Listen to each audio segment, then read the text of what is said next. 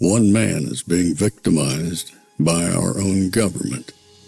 One man whom they fear, yet whom millions love. One man who is willing to take the poison arrows of lawfare. One man whose voice has been taken away by a corrupt judge operating in a corrupt system. One man who has been ridiculed and insulted. One man who refused to back down. One man who refused to back down. One man who refused to back down. One man who stands between us and them. One man that wants to see America protected again. One man who wants to see America prosper again. One man who understands that a man is a man and a woman is a woman. One man who understands and protects the blessing of life. One man who wants to restore American exceptionalism. One man who once again wants to make America that shining city on a hill for all to see. A place where all the people of the world glowingly set their eyes upon. America. One man who unashamedly wants to make America great again. That one man is Donald Trump.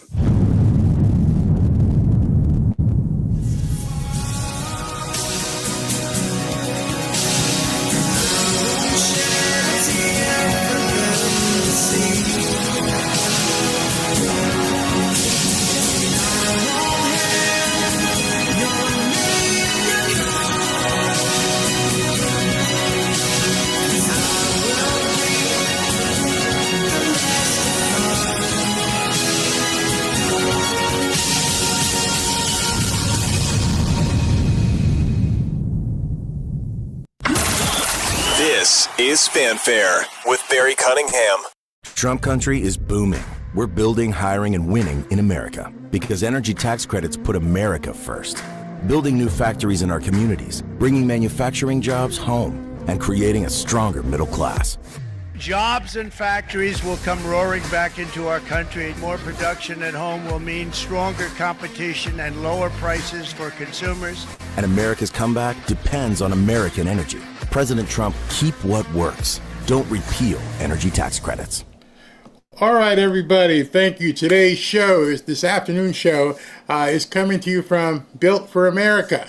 Got a real quick update, really quick. Right now, D.C. politicians are trying to kill the energy tax credits that are actually bringing manufacturing back from China and putting Americans to work. These credits are fueling American energy dominance, which we're definitely going to need after what happened last night. And they're rebuilding our supply chains and hitting China where it hurts. We're not talking theory, we're talking real jobs, real factories, real results, right here in America. Repealing them would kill millions of U.S. jobs, gut $1 trillion plus from our economy, and hand China the win. President Trump, don't let Congress pull the plug on America's comeback. Protect the tax credits that are putting America first. All right, so yeah, I told you that would be quick and painless. We got that out of the way. So before I begin the show and talk about what happened last night, after what happened last night, something happened today. Some of you guys may know about it. Some of you guys, this may be the first that you're hearing of it. And I just want to tell you, over this weekend, today's Sunday, yesterday, over the weekend, the world as we know it has changed. And you can agree on that or you don't have to agree. But it has changed. So I need you to pray for peace. Pray for everybody that you know, your family, your loved ones, your neighbors. Prepare for the worst and hope for the best. Because if terror arrives in your town, you have to decide at that point whether you're going to stand or you're going to fold. So what am I talking about? Right on cue, Don't know if it was one of those kind of people or not, but there's enough nuts running around in this country. Well, it very well could have been one of them. It's breaking. This happened at about 1:19 p.m. a couple hours ago. An attacker in Wayne, Michigan rammed his truck into a church. He actually rammed his truck into the church, stepped out with a rifle, and opened fire on the congregation. An armed security guard shot and killed the attacker. Unknown number of victims. Stay vigilant, stay armed, and pray. Since that story came out, more information has come out.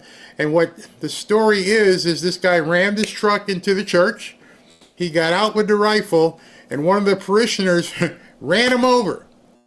Just like DeSantis has been telling people, so it's gone to mission. They ran the guy over. He got up, was trying to get ready to get in position to shoot people in the congregation, and one of the armed security guards at the facility, at the church, took the guy out for good. He's gone. So he neutralized him right on the spot. A situation that could have been very, very bad. But at least it didn't. Only the bad guy was the one who got taken out. So what the moral of the story is that having people in church, even with weaponry, is something that we're going to have to get used to. And wherever you're going, and I've been telling you for the last couple days, and I've told you for quite some time, even down here in Florida, we live in a very, I consider a very secure area. But I've even told Robin, head on a swivel. Watch your surroundings. Watch where you park. Watch what's going on in a restaurant. Watch what's going on in a movie theater. Locate where those exits are, wherever you're sitting. Understand what's my exit strategy should things go off the wall here. And I can tell you, talking to SV and some of the mods, it's already begun. It's already begun, the craziness, the insanity. The TDS on the left and the neocon insanity on the right. I don't know what's going on with people here in America. We're going to go over this stuff. It's getting kind of crazy. I mean, right now, I can't see all the comments, but as the comments come in, we get a lot of trolls, both here and on Rumble. I don't even know about X. But that's because everybody's been whipped up into a frenzy, especially on the Democrats. I'm going to take some time here, and I want to dive into the firestorm that's actually got the left losing their veritable minds. They're going crazy. As you know by now, President Trump bombed Iran's nuclear sites last night, and reports say that we took out their ability to build a nuke. Ba-boom! And just a second ago, I saw a video. The bombers are back in town. Here, let me see if I can pull that up. This is the beautiful birds arriving back at their base, I believe, in Missouri. Just imagine what these guys have had to do and how they've basically had to travel around the world. Go do what they had to do. They ate, they slept, they went to the bathroom, and they've been cooped up in this plane, or one of the 6 or 7 of them, for, the better half of 36 hours. Non-stop in the air. Almost like, if you want to think about it, it's almost like being in a spaceship. Can you imagine flying for 36 hours straight? I couldn't. And they touched down beautifully without incident after a very successful mission. So, I'm surprised we can get that kind of video of a B-2 coming down. But in any event, the fellers are back home. Big thing about that is we incurred 0 casualties. Not any casualty to any soldier, which is most important. None of the, pilots, and none of the machinery was even touched. So I think everybody would have to salute and say, that's a mission accomplished. You'd think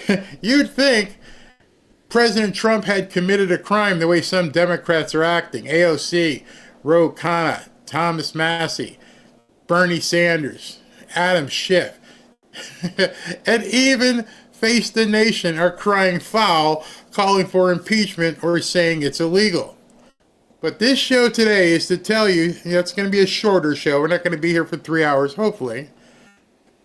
To give you the information so that you can begin discussing people confidently that they're dead wrong. They're wrong. It was completely constitutional and it was completely legal. They are out there saying this to just brainwash the idiots that follow them. Excuse me. So let's set the record straight with some constitutionally based common sense. First, let's talk facts. The War Powers Act, and I want you to look this up. I want you to look this up on Google or Grok, whatever your search engine du jour is. Look up the War Powers Act of 1973. And everybody's putting different, captions of it online, but they're missing the really important caption. Because the part that President Trump and Marco Rubio and Pete Hegseth are leaning on is this one part right here. Because inside that law, it says that the president can use force for up to 60 days plus 30 more days to withdraw force without congressional approval. I'm pretty sure yesterday was Saturday. It was Robin's birthday. And it just showed you them landing back on the ground. So it's basically 24 or 36 hours, a day and a half out of the 60 days per occurrence that he's allowed. Go look it up yourself. I always tell you, do the research. Don't count on me. Look up the War Powers Act of 1973 because they're lying to you. And now you will know for yourself.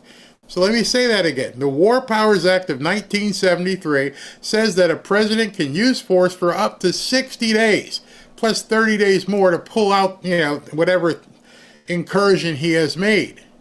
In addition, per the confines of that law, this is something else that they're all, I don't know what you want to say, complaining about, because they love to complain, don't they?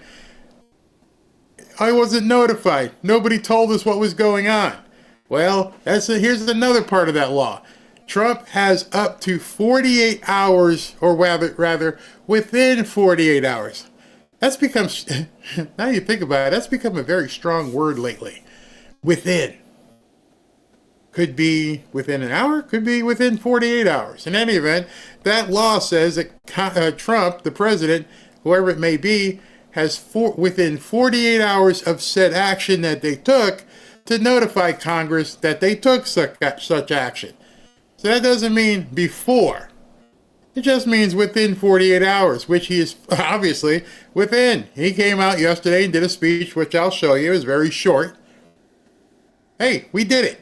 Here's your notification. I'm done with you. So they're all complaining about stuff and saying he broke the law and everything else. They're lying. They are lying to the American people because they want the discourse. The discord, the craziness. They want people to think this was completely illegal and unconstitutional when they damn well know it's not. They're crying all over television, and there is no such law which requires the president to give them prior notification. It's really simple. Go look it up. Even the trolls, you can't even argue about that. This wasn't some random attack. It was a precision strike to stop Iran from going nuclear. Now, we all can debate where was Iran in its ability to do nuclear damage. None of us civilians, have any idea. Not anybody on CNN, not anybody on CBS, not anybody, Rachel Maddow and MSN. No, none of you know how close or how far away Iran was from going nuclear. So the question I would ask people is, how close do they have to be before you consider it a threat to America and our allies? How close would you want them to get to before you're like, you know what? Perhaps we should make things go boom over there. I don't know. I'm thinking I'll have to leave it up to the guy who I voted for, and that's President Trump. If President Trump says this is it, then that's what it is. Not some idiot on television. And definitely not some influencer on X.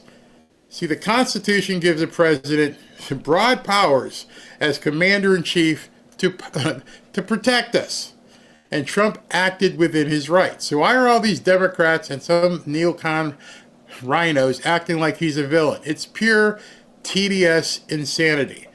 Listen, or not listen, but look at what AOC said barely a few hours after he did the bombing. She called it complete unconstitutional overreach. Let me go ahead and pull that up for you because this idiot put it in writing.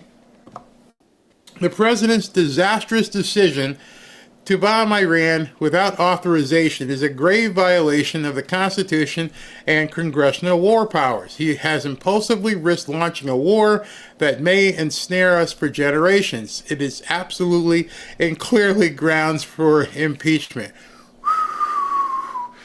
She's bat poop crazy. But notice she doesn't quote the actual statute. She doesn't want the people, the 29 million people. Look at that. 29 million people who saw that. 29 million idiots have read this post. And now they're all thinking, oh, we can impeach him. He didn't have the constitutional authority. He couldn't have done all that.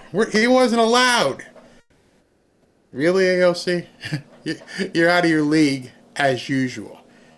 I mean, I'm looking at some of the comments here, and the first one is from a former guest of this show, is Will Chamberlain. He's a lawyer. He says, no, it isn't. Article 2, Section 2, C1-1-11. This is what you do when you cite something. See, AOC and these idiot Democrats just spew. They just go out there and go, blah, blah, blah, blah. Oh, really? That's unconstitutional? She must know something. She's elected.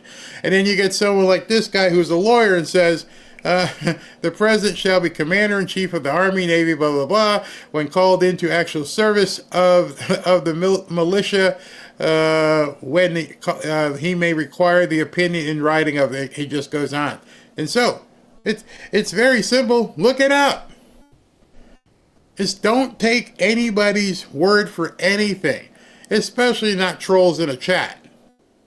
I don't know what some of these influencers are doing. It makes me just put my head down and just go, I don't get it. But people who know how to look things up can see here it is, right here. You got 60 days. You don't have to give any notification whatsoever. Even if you didn't know the constitutional standard, you can go back to, I don't know, Obama? Biden? Do these people have such short memory, or is it just the fact that they expect you and their followers to have short memories and just look the other way? I'm thinking that. And then there's Ro Khanna from California, I believe, saying it's a reckless escalation. Completely reckless. He posted this.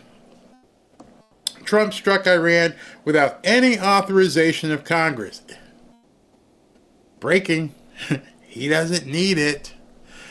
We need to immediately return to D.C. and vote on Thomas Massie and my war powers resolution to prevent America from being dragged into another endless Middle East war. So understand what they're trying to do. See, the Democrats know that Thomas Massie is a complete asshat, and they're like, let's put together this thing and strip President Trump of any ability to do anything without coming to us first. Good luck getting that done, and good luck anybody who decides to vote for that crap. I can't imagine what your career would look like if you were to go ahead and try to take that away from President Trump in his 3 years right now. SB just sent me something. See, he didn't know. SB didn't even know where I was going with this, and we must have this I don't know, cerebral connection, because he just posted what I'm going to tell you next. Good job, SV. Rokata says saving lives is reckless. What an idiot. All right, so SB just sent it to me. It was the next thing up that I'm going to be talking about is this rhino turncoat, Thomas Massie. I would hate to be Thomas Massie right now, and I got to ask people in Kentucky, what the hell is in the water in Kentucky? You got Mitch McConnell, you got Rand Paul, you got Thomas Massie. What in the hell is wrong with the water in Kentucky? People are crazy. The bluegrass state's beautiful. And you got 3 nut jobs that came out of Kentucky. Thomas Massie, SB, it's so funny. Thomas Massie posted this: when two countries are bombing each other daily in a hot war and a third country joins the bombing, that's an act of war. I'm amazed at the mental gymnastics being undertaken by neocons in DC and their social media bots to say we aren't at war so they can make war. This is a elected Republican congressman who should know the exact context of the law, of the Constitution, and he's lying to the American people. Well, unfortunately, he caught the ire of the boss. The boss says, and I quote, this one's pretty massive what he has to say here. Poor Thomas Massie, you're about to get the full wrath here. Congressman Thomas Massie of Kentucky is not MAGA, even though he likes to say he is. Actually, MAGA doesn't want him, doesn't know him, and doesn't respect him. He is a negative force who almost always votes no, no matter how good something may be. He's a simple-minded grandstander who thinks it's good politics for Iran to have the highest level nuclear weapon, while at the same time yelling death to America at every chance they get. Iran has killed and maimed thousands of Americans and even took over the American embassy in Tehran under the Carter administration. We had a spectacular military success yesterday, taking the bomb right out of their hands, and they would use it if they could. You know, they wouldn't even doubt, without a doubt, they would use it. But as usual, and despite all the praise and accolades received, even by some on the left, I'm going to show you something a little bit later. Even MSNBC was like, wow, that was freaking awesome. Literally, they were like, this is impressive. I'll show it to you. This lightweight congressman is against what we so brilliantly achieved last night in Iran. Massie is a weak, ineffective, and votes no on virtually everything put before him. He's Rand Paul Jr. No matter how good something may be, he is disrespectful to our great military and all that they stand for, not even acknowledging their brilliance and bravery in yesterday's attack. Let me stop there for a second. I'll come back to it and do the rest. The first thing out of every single congressman, congresswoman, and senator should have been this morning, before you rip into Trump, before you complain about war powers, if you cared about America, the first thing out of your mouth should have been, thank God all of the men and or women who were involved in this mission made it home safely. Period. See, that would have told people you cared about America, not politics. And I scoured. I'm like, how many people are saying, God bless the men and women of the military who were part of this operation and made it home, regardless if you agree with the operation, regardless if you think we shouldn't have been striking people or you hate Israel. The first thing out of an American's voice this morning should have been, thank God everybody made it home safely. I want you to think right now, how many X posts you watched over the last, 12, 14 hours. How many of you watched or read, even on the news, and thought to yourself, why are we not praying on a Sunday for what we saw yesterday? Even praying for our enemies. I'm sure when you went to church, you probably heard a pastor say, let's pray for our enemies. Let's pray for safety for the people of Iran. Iran, not Iran. I pray for them. I pray for every single one of those people in that country. You pray for your enemies. You hope that they're touched. And the ones who are just innocent, you pray for them as well. It's Sunday morning. Sunday afternoon right now. So when I go to church and I'm listening and stuff, and hey, let's take a moment and pray for our military people, men and women, who were involved in the operation and got home. And let's also include in our prayers the Iranian people who may have fell victim, innocently or otherwise. God bless their souls. Zip. These people did not do that. All they wanted to do was attack President Trump. Tells you a lot about them. Tells you what they really think of this country. Because if you're really worried, that's the most important thing, isn't it? The most important thing is that we just saw, I showed you the bird landing.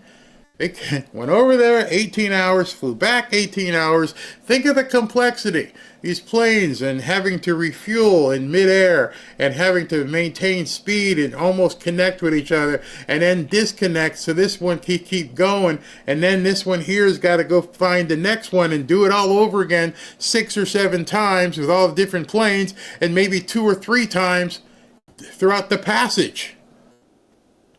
Think of it. Think of that operation that had to take place.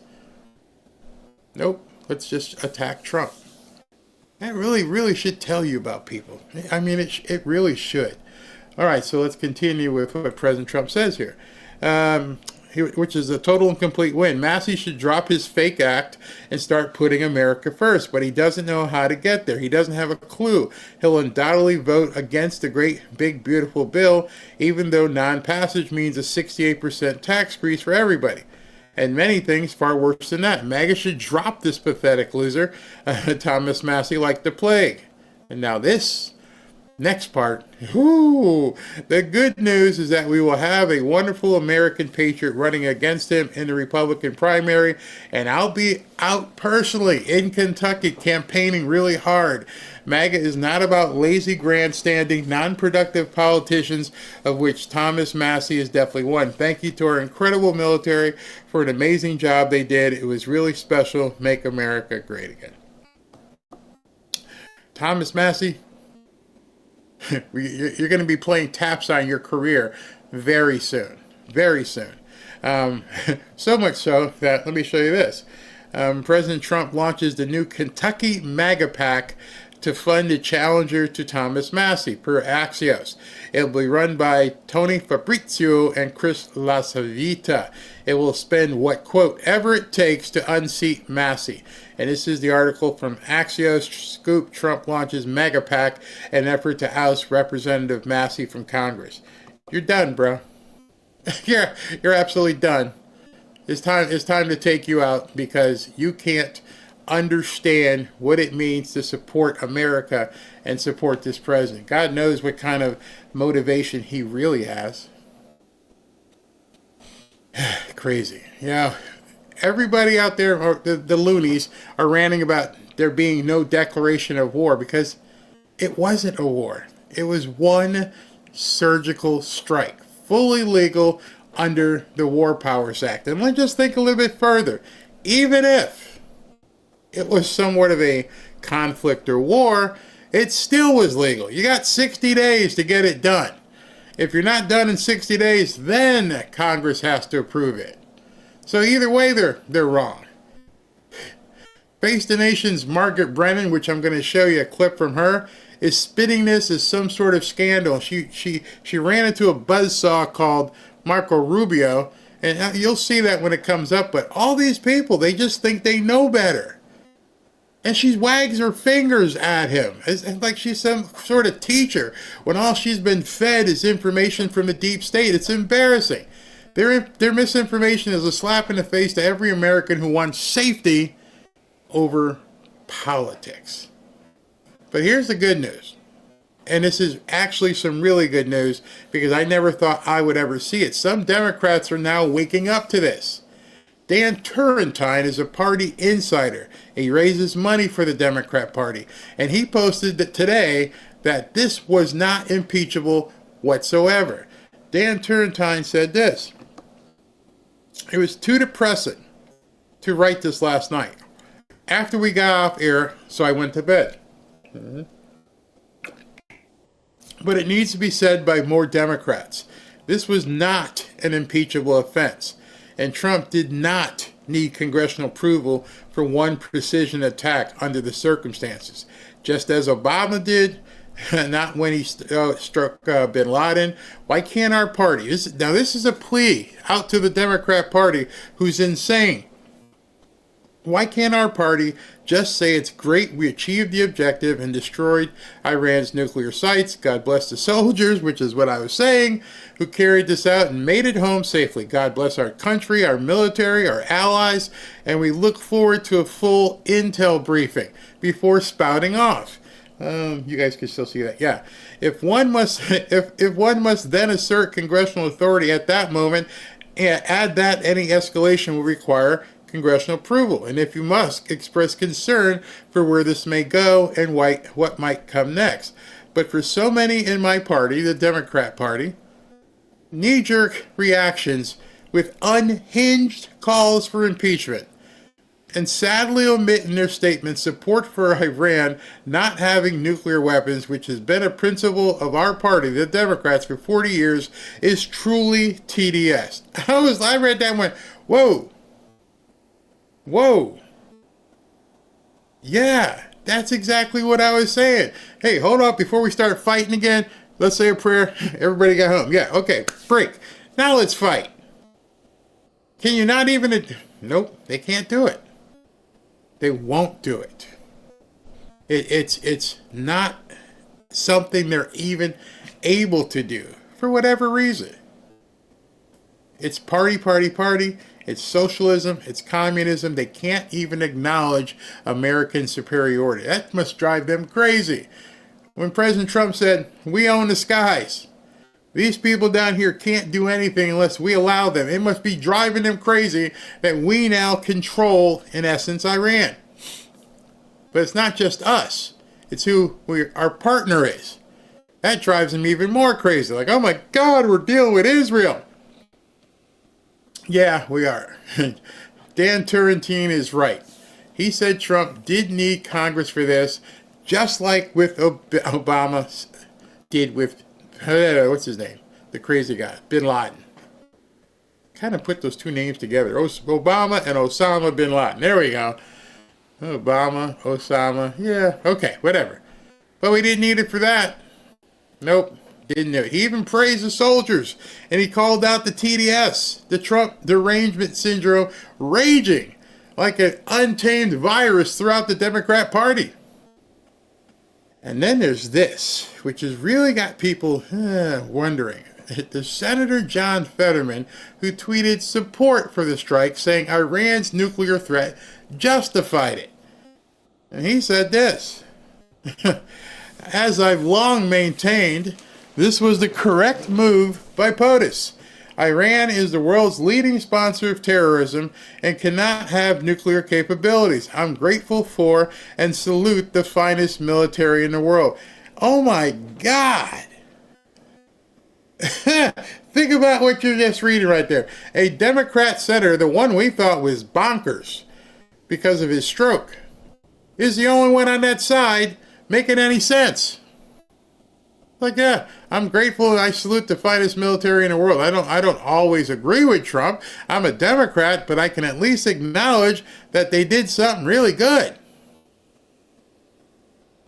Democrats can't do that. They're incapable. These guys get it. John Fetterman and Dan Turrentine, they both get it. They're breaking away from the crazy crowd, and it's about time. So let's be real. Democrats' response is futile and foolish, both. It's futile because they can't stop Trump, and it's foolish because they're looking stupid to most of America. They're so obsessed with hating Trump, they can't see he's keeping us safe, or at least trying to keep us safe.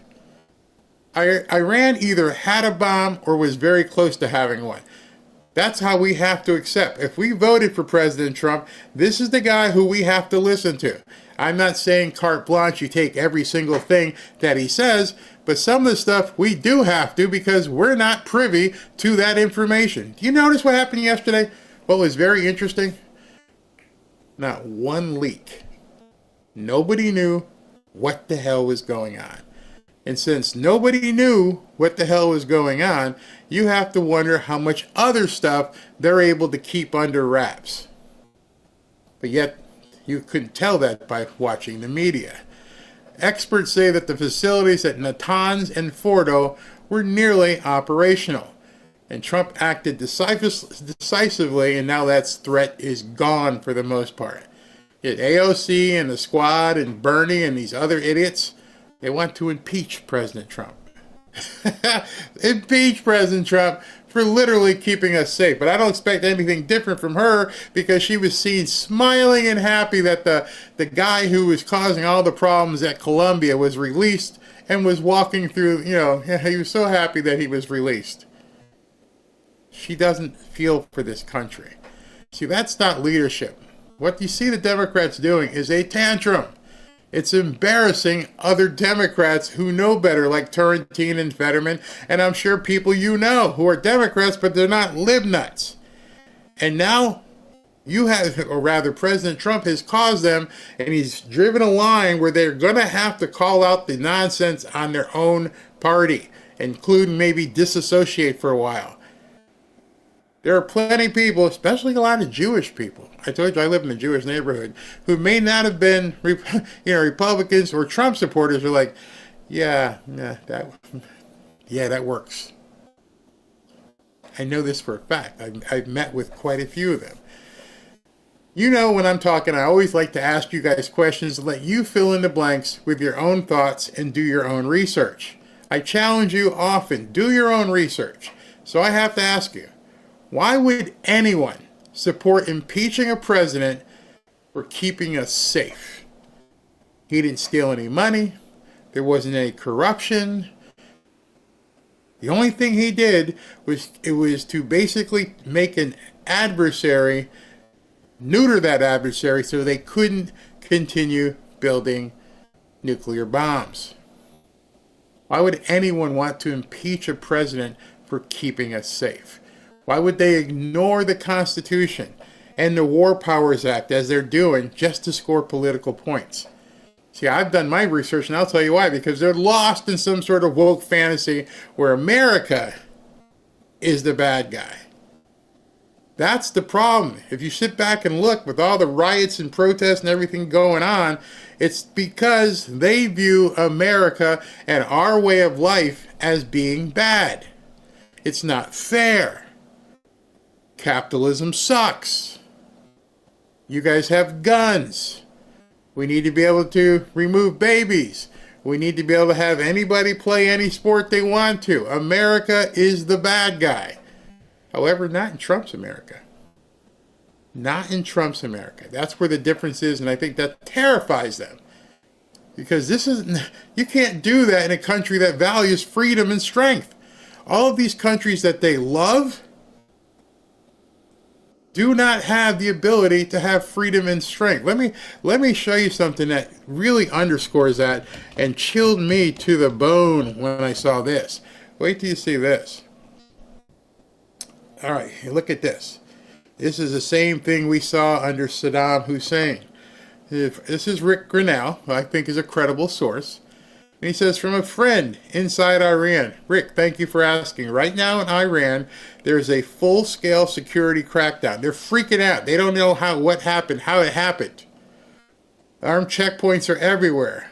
The IRGC, the Brazil, and plainclothes forces are stopping cars, searching phones, and intimidating people. On top of that, the regime is taking families of Iranian journalists and activists abroad hostage, threatening to silence opposition voices. That's funny. I thought the mainstream media was about keeping journalists safe.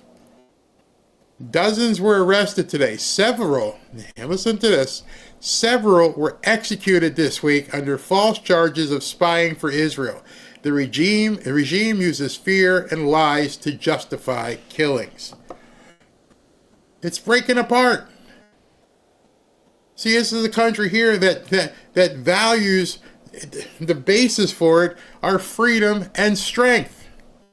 These other countries that they love don't have freedom.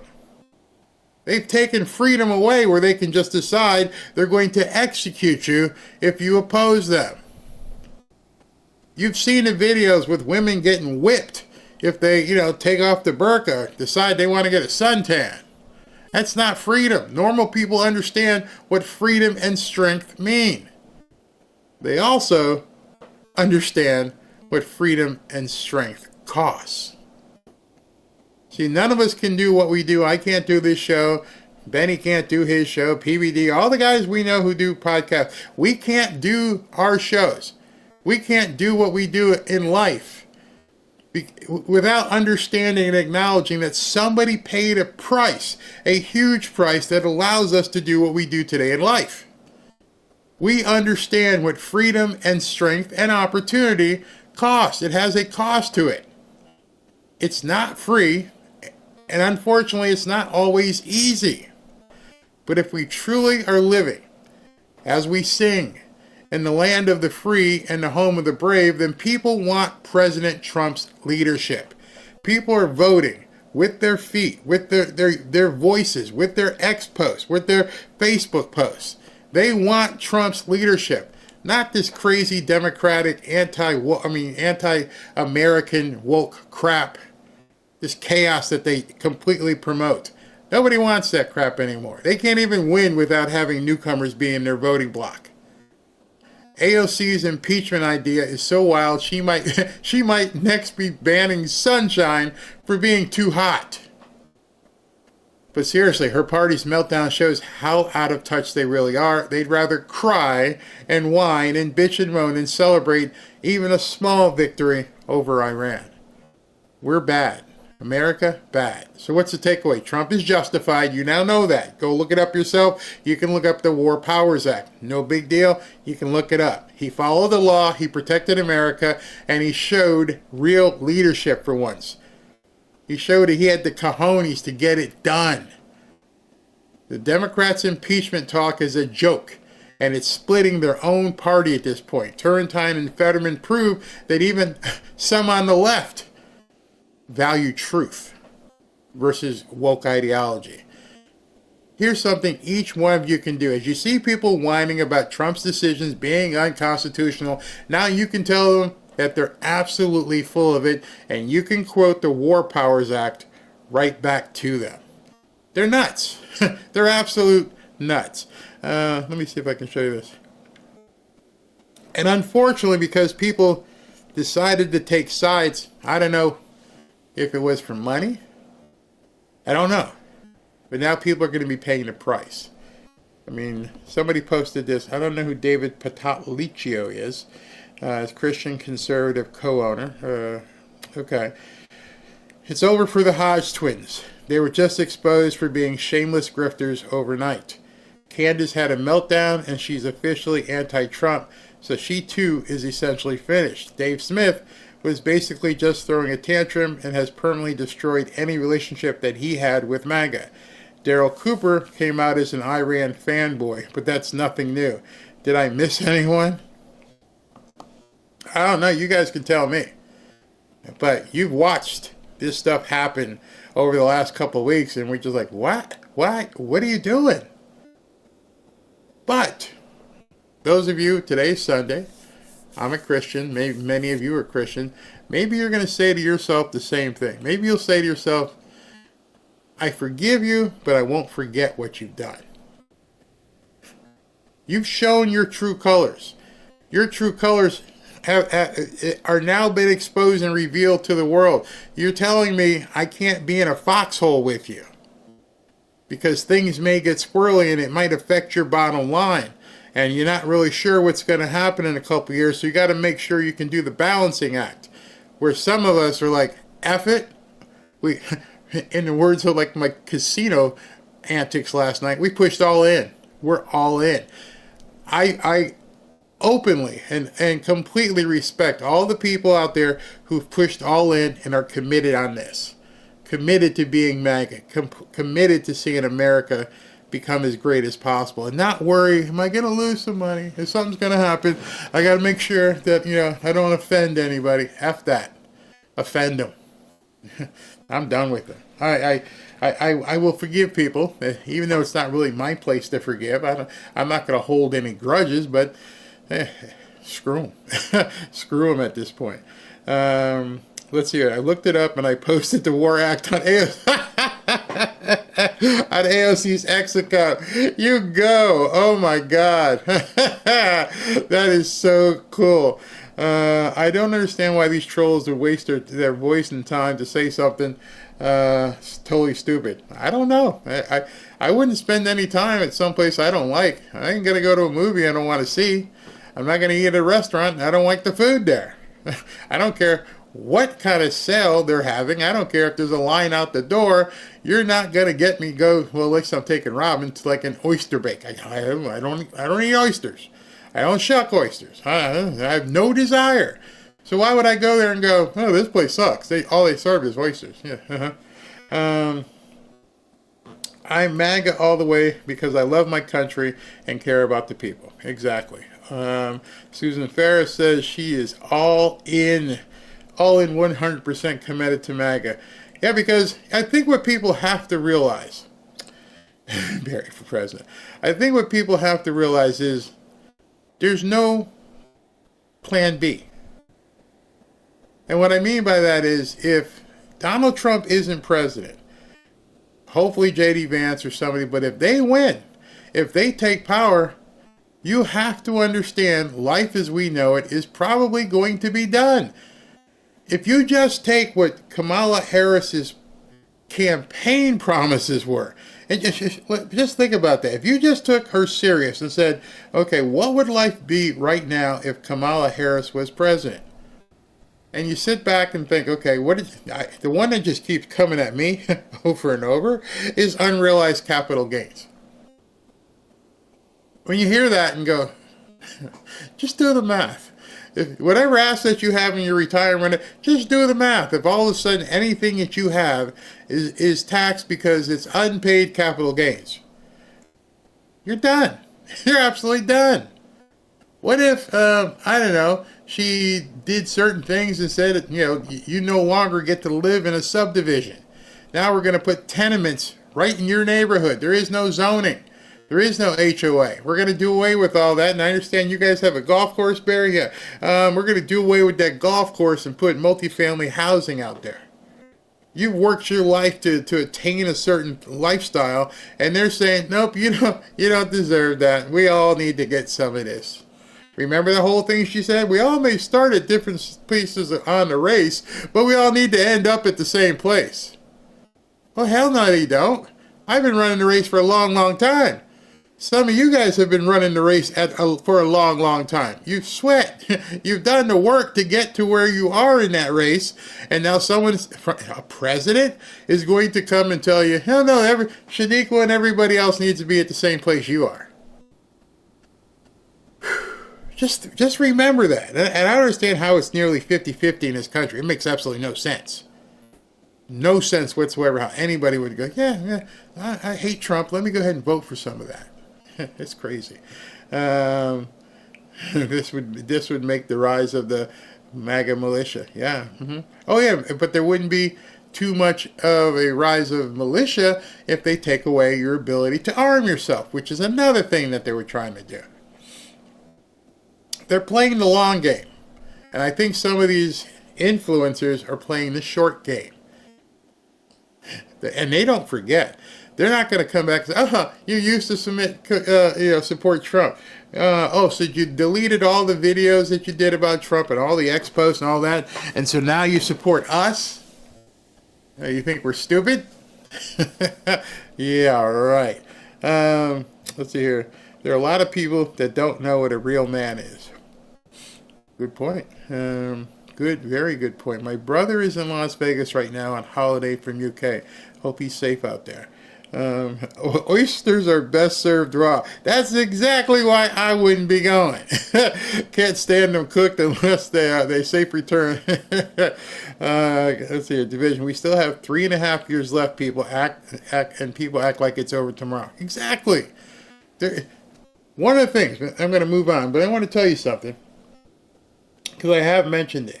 If you go back historically and look at things written in papers, and the second term of a president is always much crazier than the first term, because the first term you don't want to go too crazy because you may not get reelected, and so you want to just be okay, and then your second term, it's Katie bar the door. You do whatever you needed to do to follow your agenda. Well, essentially, this is President Trump's second term. Unlikely that there will be a third term. Unlikely.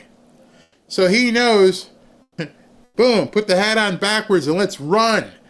We got 3.5 years to make this happen, and the only people standing in his way right now are Republicans. Crazy. Oh, and by the way, here's another thing you can do. You can go out and start looking at the profiles of people who represent you. Down here in Florida, we got Byron Donalds, Ashley Moody, and start looking at different people and say, what have they said in the last 24 hours? Are they quiet or are they posting? Are they saying, congratulations, President Trump? And then take a note of that when it comes time to go for election or not. Ask them right now, why have you not congratulated President Trump? What's the problem? What's your problem here? You can't be a little bit pregnant with this. We have to show complete unity.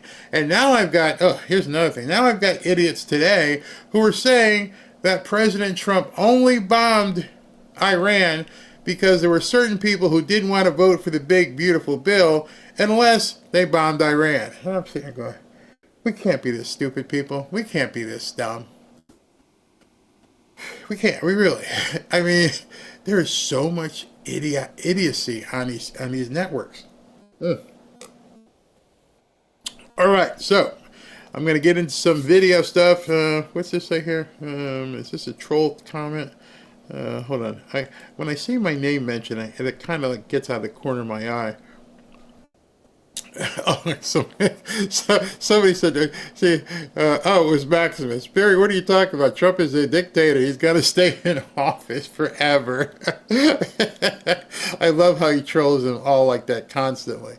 All right, so I'm going to... by the way, just to give you a little heads up, not to piss anybody off, not to get anybody all up in their panties in a bunch, but today is the Sunday after the bombing, and then tomorrow is Monday. So, yeah, tomorrow's Monday. Yeah, what's the big deal? Well, those of you who, let me see something. Those of you who invest, you know that tomorrow is probably going to be a crazy day on Wall Street. Right now, the futures are up going into tomorrow. That may change. Things may go down. But tomorrow might be a day just to take a look. At one point today, gold shot up, and now it's back even. It started off at 33.61. It shot up to 33.85. Things are happening. So you should understand what you need to do. I'm not going to say it. I'm not going to get there, but I am going to tell you, if by chance you want to do some hedging and you want to make sure that you are protected in case stuff goes crazy. If stuff goes crazy, you're going to have these kind of things in your safe, in your home safe, because now these are negotiable. They're legal tender, at least here in the state of Florida. We can spend that just like cash. I'll be back in, I think it's like 2 minutes. We're in a very volatile time right now. There's plenty of financial uncertainty. Now is not the time to be speculative. And I'm also speaking from a personal perspective. I'm buying income-producing real estate, and I'm buying gold and silver. A lot of people don't know the difference between the economy and the stock market. And too many people listen to the news and social media. That'll get you in trouble. Let's face it. It's obvious that a lot of people have an agenda they're not telling you about. Right now, your best bet is stability. And that means you might need to build a hedge against global volatility. May I recommend gold and silver to you? Real gold and real silver. Not paper, not certificates. Actual gold and silver. What gold and silver can give you is absolute peace of mind. A stock is only as good as the company behind it. It's merely a piece of paper. One of the things I can tell you is that many people are finding out the hard way that some of their investments were built on quicksand. Gold will never be worth zero. Silver will never be worth zero. If you want to calm some of your fears, give my friends at Lear Capital a call today at 800-601-5430 or go to learberry.com. Just so you know, Lear Capital has over 27 years of experience, thousands of 5-star reviews, and over $5 billion in trusted transactions. And Lear is the only gold company with a 24-hour risk-free purchase guarantee. You don't pay unless you're 100% satisfied. So go to learberry.com. If you want peace of mind, give my friends at Lear Capital a call at 800-601-5430. Or look down here below and go to learberry.com. And don't forget to ask about getting up to $15,000 in free gold or silver with a qualifying purchase. Don't wait. Do it now. Nobody knows what tomorrow holds. Be safe. I just want to say thank you to the Fanfare community. And if you're new here, I'd like to take a moment and welcome you. If you watch my videos, you've probably realized at this point that this isn't your usual podcast. The difference is that every single day, I try to make this show an open conversation amongst friends.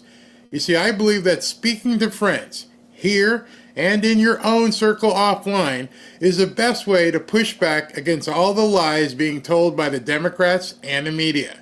I encourage people in this community to welcome each other, and in doing so become a source of support for those seeking to unplug from the matrix. If you'd like to communicate on a deeper level, I invite you to subscribe to the channel, but if you'd really like to surround yourself with like-minded patriots, join our free and private X group by going to fanfareshop.org/group. When you join this free group, a few things will happen. One, if you haven't used X before, you can use X without venturing into the sewer that it sometimes can be. Two, you can share content with friends that you meet here. 3, you will get notified every time I go live, so you can't count on YouTube notifications. And 4, and this might be most important, you get content that I can't share on YouTube or Rumble. So please take a moment and join our free and private X group. Just go to fanfareshop.org/group. Remember, it's members only. There are 16,000 plus people in that group right now, getting close to 17,000. To join our free and private members only X group, just go to fanfareshop.org/group. We'll see you there. Welcome back to Fanfare with Barry Cunningham. All right, so there's some weird stuff happening. I think this is New York. Really weird stuff. So let's take a look at this. It says, Matt Van Swole says, so let me get this straight. 2 months ago, we had Ukrainian flags everywhere, which we did. A month ago, we had Palestinian flags everywhere. A week ago, we had Mexican flags everywhere. Now we have Iranian flags everywhere. What the hell is going on? And it's a good question. The protest du jour is happening right now in New York City, and now it's an Iranian protest. They are exposing themselves with every single one of these protests. What do they all have in common? Doesn't matter what the cause is. The problem that they're having is they hate America. Doesn't matter what the cause is. You can go from Mexico to Ukraine to Palestinian. It doesn't matter. What we're facing are commies. What we're facing are socialist Marxists who don't want America to have its way of life. Period. They will vote and they will protest and they will advocate on behalf of anyone, any country, any regime that faces America. Look at these dirty people. Unreal. Unreal. Even, some Orthodox Jews. It's crazy town. Absolute crazy town. I just can't with these people anymore. All right, so let's look at some stuff President Trump has now been posting. Thank you, SV. Oops, nope, I don't want to put that window up because it doesn't fit the same way. So we'll go with this window. The damage to the nuclear sites in Iran is said to be, quote, monumental. The hits were hard and accurate. Great skill was shown by our military. Thank you. We'll see. We should see. Hopefully he's absolutely correct. And this was the one where people started saying he was bought off for votes for getting the big, beautiful bill passed. Great unity in the Republican Party, perhaps unity like we've never seen before. Now let's get the great, big, beautiful bill done. Our country is doing great in MAGA. They will use any excuse to go after President Trump. So you just have to realize that at this point. It's complete insanity. Now, I want to segue into post-bombing, because this is where we are now. Now we're in the post-bombing stage. And Israel's out there popping off at the mouth. Iran is out there popping off at the mouth that they're going to shut down the Strait of Hormuz. Now, if you don't know what that is probably one of the biggest shipping lanes in the world for oil to go through. That would last, if they were to try and do something, probably about 2 hours before their ships were sunk. However, they planned on stopping these big tankers from going back and forth, pirates, whatever. It would end very quickly and very badly for them. And so President Trump is not holding back, letting them know any retaliation by Iran against the United States of America will be met with force far greater than what was witnessed tonight. Thank you, Donald J. Trump, President of the United States. As you've listened to President Trump talk over the last week or so, and some people like, Barry, why do you keep stopping videos and talking? Because I try to let you guys focus in on his words. When Caroline Leavitt did the press conference and said within 2 weeks he's going to make his decision. Within 2 weeks, immediately. In fact, right in that press conference, the reporters were like, well, President Trump, he's kicked it down the road. It's 2 weeks later. That's not, and I told you then. I'm like, he didn't say that. He said within 2 weeks. Could be an hour, could be a couple days. Within.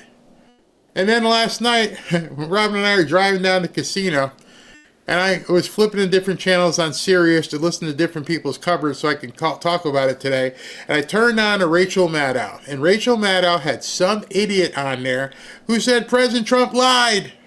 He lied and told people it would be within, no, he didn't use within, that it would be 2 weeks. He lied to the American people. And I'm thinking to myself, your audience is constructed of mental morons.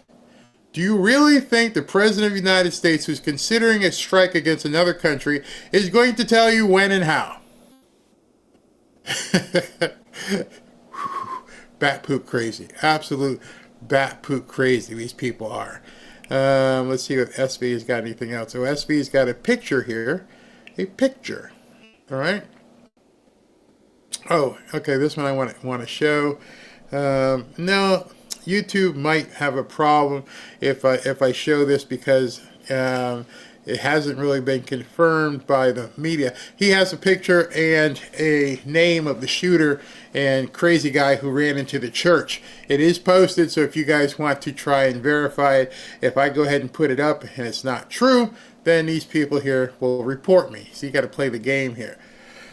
All right, so Mario says, U.S. airstrikes smash Iran's nuclear sites. How bad's the damage? 6 craters now scar the mountain above Fordow, Iran's most secure nuclear site, after 12 30,000-pound bombs slammed into it, a courtesy of not 1, not 2, but 6 stealth bombers. Analysts say the strikes may have reached the buried enrichment halls nearly 300 feet underground. The IAEA confirms direct kinetic impact. So they hit something big, in other words. At Natanz, same thing. And what they're showing here is that here's the picture of the impact craters right here. To us in our naked eye, that doesn't mean anything. But he got some video here, and it shows like a before and after. And it just shows the whole thing is sunken in.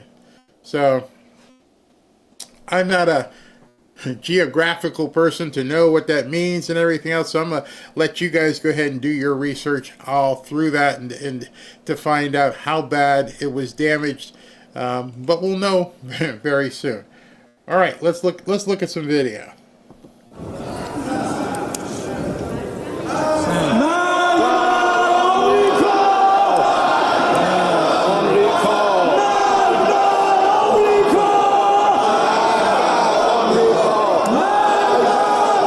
For all the naysayers out there, tell me how you're supposed to react when somebody's telling you death to America.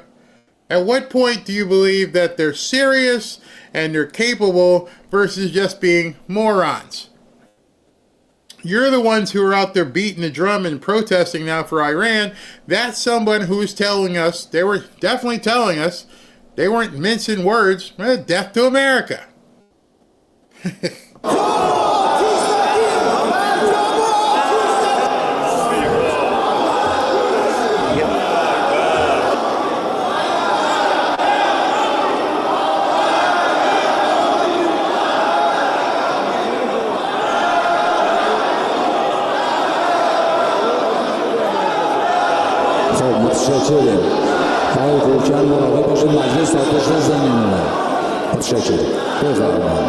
So if there was somebody saying, giving you death threats, do you take them seriously or you just blow it off?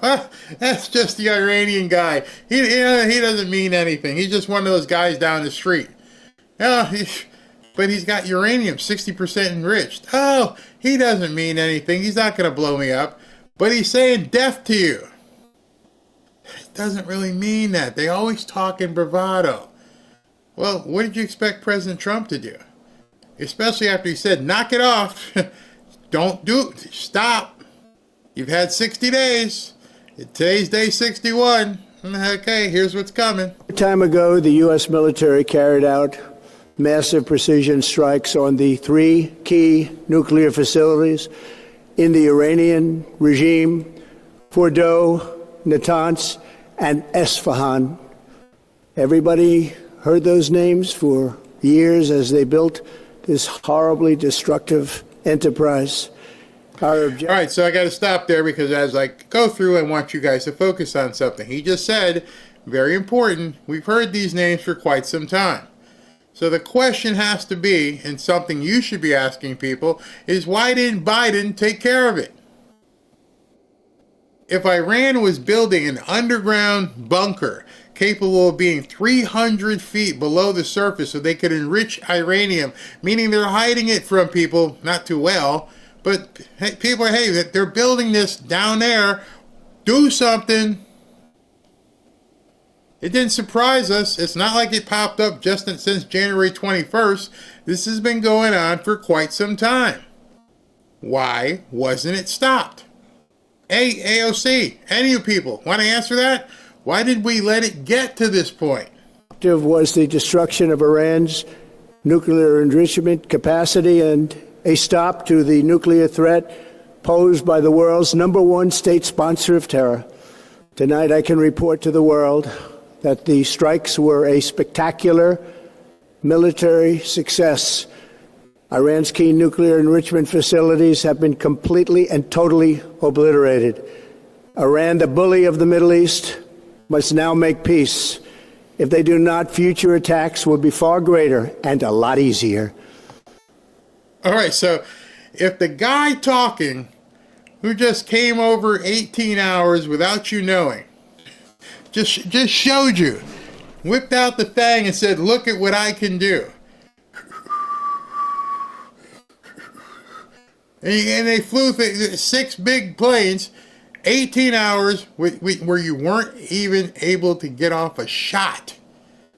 If that man is telling you now, just don't do anything else. If you do something else, we're coming back for you. What would you do? What would you do if you were Iran? If you actually had any smartness to you? As far as Donald Trump's looking, he's like, well, that took about an hour or so. By my calculation, the War Powers Act gives me 59 more days. I got a lot of stuff I can do in 59 days, Ayatollah. So if you want to continue to be an Ayatollah, don't let me use another 2 days off of my bank time here. I will. So again, what he just did is, for all you guys at home watching, he just reset the watch. All right, I gave you 2 weeks. 2 months, whatever, it's 60 days, and you didn't comply, and go boom. And now I'm telling you, the clock is ticking again. Tickety tick tock. Don't do anything stupid. You got to fix this. And if I was in Iran, I'd be like, he just showed us he's serious. For 40 years, Iran has been saying death to America, death to Israel. They have been killing our people, blowing off their arms, blowing off their legs with roadside bombs. That was their specialty. We lost over 1,000 people, and hundreds of thousands throughout the Middle East and around the world have died as a direct result of their hate. In particular, so many were killed by their general, Qasem Soleimani. I decided a long time ago that I would not let this happen. It will not continue. I want to thank and congratulate Prime Minister Bibi Netanyahu. We worked as a team like perhaps no team has ever worked before. That right there is something that drives him crazy. Kamala would never have done this. Joe Biden likely would never have done this. They wouldn't have embraced Israel to that extent. And this is when the trolls are going to come out. Here come the trolls as soon as you mention Israel and Netanyahu. But so President Trump said, let's get this done. And they got it done. And it's they played the long game on this. We've gone a long way to erasing this horrible threat to Israel. I want to thank the Israeli military for the wonderful job they've done. And most importantly, I want to congratulate the great American patriots who flew those magnificent machines tonight, and all of the United States military on an operation the likes of which the world has not seen in many, many decades. Hopefully, we will no longer need their services in this capacity. I hope that's so. I hope you listening. I hope we don't got to do this again. Just saying. BB's ready. We own the skies. You can't do anything. Right now, we're letting BB do the mop-up work. We don't even have to be there for it. But if he makes the call and says we got to hit him again, guess what's going to happen? I'm sorry, AOC. I'm sorry, Adam Schiff. They're going to get hit again. No, it's not a protracted war. He's telling them, you basically hold the keys to your life. If you stop being an Ayatollah Assahola and just be an Ayatollah, just play nice. Play nice in your sandbox. Don't let me do it again. I will. And behind him, the steel look of Pete Hegseth, like, just tell me. Just give me the order. I can't wait to just give me the order. This was fun for these guys. And then the other thing, again, whatever you care or don't care about Bibi Netanyahu, a lot of the safety of our people were because of what Netanyahu has done. And so, yes, he helped make sure these men and women returned to America safely. I also want to congratulate the chairman of the Joint Chiefs of Staff, General Dan Raisin Kane, spectacular general, and all of the brilliant military minds involved in this attack. With all of that being said, this cannot continue. There will be either peace or there will be tragedy for Iran far greater than we have witnessed over the last 8 days. What else do you need? I try to consider myself a linguist, and I hear what this man's saying, who always seems to back up what he says. And I hope, or you're going to see something even worse. And I'm thinking to myself, what could be worse? You just blew up their nuclear facilities. What's worse? I don't even want to know what could be worse. I don't even want to know what they've already have gamed out. See, this is the other thing people need to begin understanding, because you're not going to hear it in the news. They already know what Plan B, Plan C, and Plan D are. It's just a matter of go with Plan B. What they call this one? Operation Maxwell Silverhammer? I forget what it was called. Operation Sledgehammer by Pete Gabriel. I don't know what they called it. But you got to believe that Operation B is going to be Jackhammer. They're coming with something else. This isn't going back to the drawing board. It's just, okay, what are you going to do now? If you're stupid, we already have the plan in place. See, one of the other things they're not going to release, Maximus and some of you guys in law enforcement or in the military may also see, do you think the only job of that operation was just to drop those bombs? Think about it. They flew 18 hours, they dropped the bombs, and just came back home. And the submarine just went under the water and fired off missiles, and it left. You think that's all it did? You think maybe it mapped out stuff? Maybe it saw things. It took in photographs. They didn't know where they were. If you don't know where the thing is, then you don't know what the thing did. So I'm thinking to myself, who knows what they did while they were in the air? Nobody's talking about that. What other kind of intelligence did they grab? What else did they see? What else did they look at the port? What else? Did their ships here? They were up there at 50,000 feet and nobody knew they were there. Who knows what they got? Those four guys do. Those four guys, you don't want to know what we know, man. So mess around and you get round two. Because I don't think this is over yet. I'm not sticking my neck out here. I'm just listening to them talk. We're not done. And we're not done because those idiots aren't done. As long as they're breathing, they consider it failure by the United States. I don't care about they blew it out. We're going to come back and do something else. Instead of saying, maybe we shouldn't be poking this bear. Remember, there are many targets left. Tonight's was the most difficult of them all, by far, and perhaps the most lethal. But if peace does not come quickly, we will go after those other targets with precision, speed, and skill. Okay, I'm done.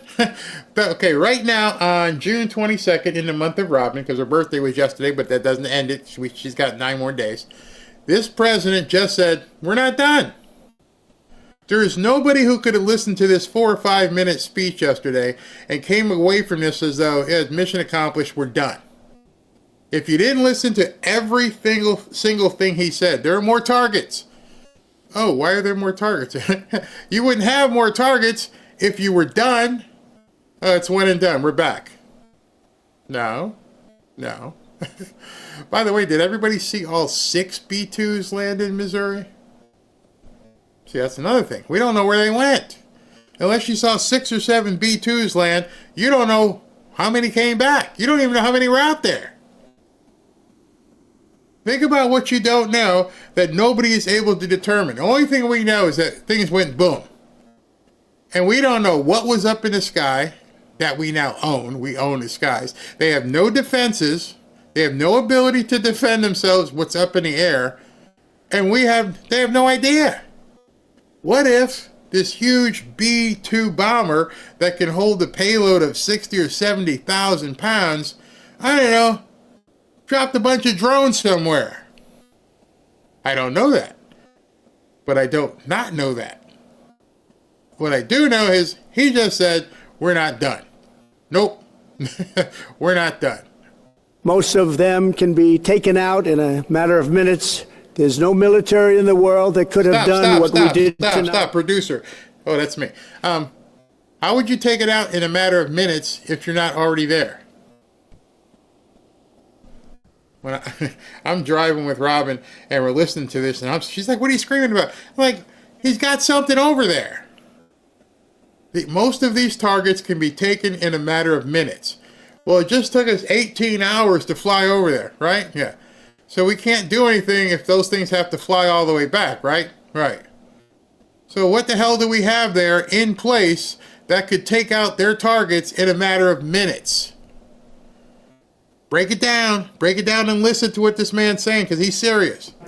Not even close. There has never been a military that could do what took place just a little while ago. And I want to just thank everybody, and in particular, God. I want to just say we love you, God, and we love our great military. Protect them. God bless the Middle East. God bless Israel, and God bless America. Thank you very much. Thank you. Congratulations. No no comments. No questions, nothing. That's it. That's all you got. Excuse me, people were asking me yesterday, Barry, you going to go live? I'm like, no, I'm out to dinner and playing with the wife. I can't get back. Glad I didn't run right back, because that was like 5 minutes, 6 minutes. And it was very, very powerful, which I hope you can hear and see at this point. The fact that he took no questions means they're still in operational mode. We're not done. And those of you who've been in operations realize there's nothing to talk about. We're not going to give you any more information. We're not going to answer any questions. We're letting you know we're not done. So, over the next couple days, Iran will not be able to resist themselves. Iran will not be able to all of a sudden want to negotiate. They're not like that. They are nuts. They are zealots. They will take this as being offensive, as an insult. Instead of saying, maybe, sir, maybe, Mr. Ayatollah, maybe we should sit down and talk with this guy, because he's sitting on a couple rocks of cojones there, and he's not like this Biden guy. He's just not going to go to sleep and just take the cookies and milk. But they don't take it that way. They saddle, what do you call it? Rattle their sabers, saber rattling. And so they're going to do something. And then we're going to do something. This is Bibi talking. Congratulations, President Trump. Your bold decision to target Iran's nuclear facilities with the awesome and righteous might of the United States will change history. In Operation Rising Lion, Israel has done truly amazing things. But in tonight's action against Iran's nuclear facilities, America has been truly unsurpassed. It has done what no other country on earth could do. History will record that President Trump acted to deny the world's most dangerous regime the world's most dangerous weapons. His leadership today has created a pivot of history that can help lead the Middle East and beyond to a future of prosperity and peace. President Trump and I often say, peace through strength. First comes strength, then comes peace. And tonight, President Trump and the United States acted with a lot of strength. President Trump, I thank you. The people of Israel thank you. The forces of civilization thank you. God bless America. God bless Israel. And may God bless our unshakable alliance, our unbreakable faith. I'm going like this because you probably haven't seen what President Trump just posted. Wow. Breaking news into the Fanfare news feed. All right, so if what I was saying didn't make sense to you, this is going to make sense to you. President Trump posted this. Look at this. It's not politically correct to use the term regime change. But if the current Iranian regime is unable to make Iran great again, why wouldn't there be regime change? My God, make Iran great again. People are going to lose their friggin' minds. I told you a couple days ago, I said, if they annihilate the Ayatollah Assahola and they get all those people out of there, there's a whole lot of oil there. And one of the things that President Trump kept complaining about Iraq is, get the oil, idiots. And everybody's like, well, it's not about regime change. Oh, no, we just wanted to take out the nuclear facility. That's all. Really?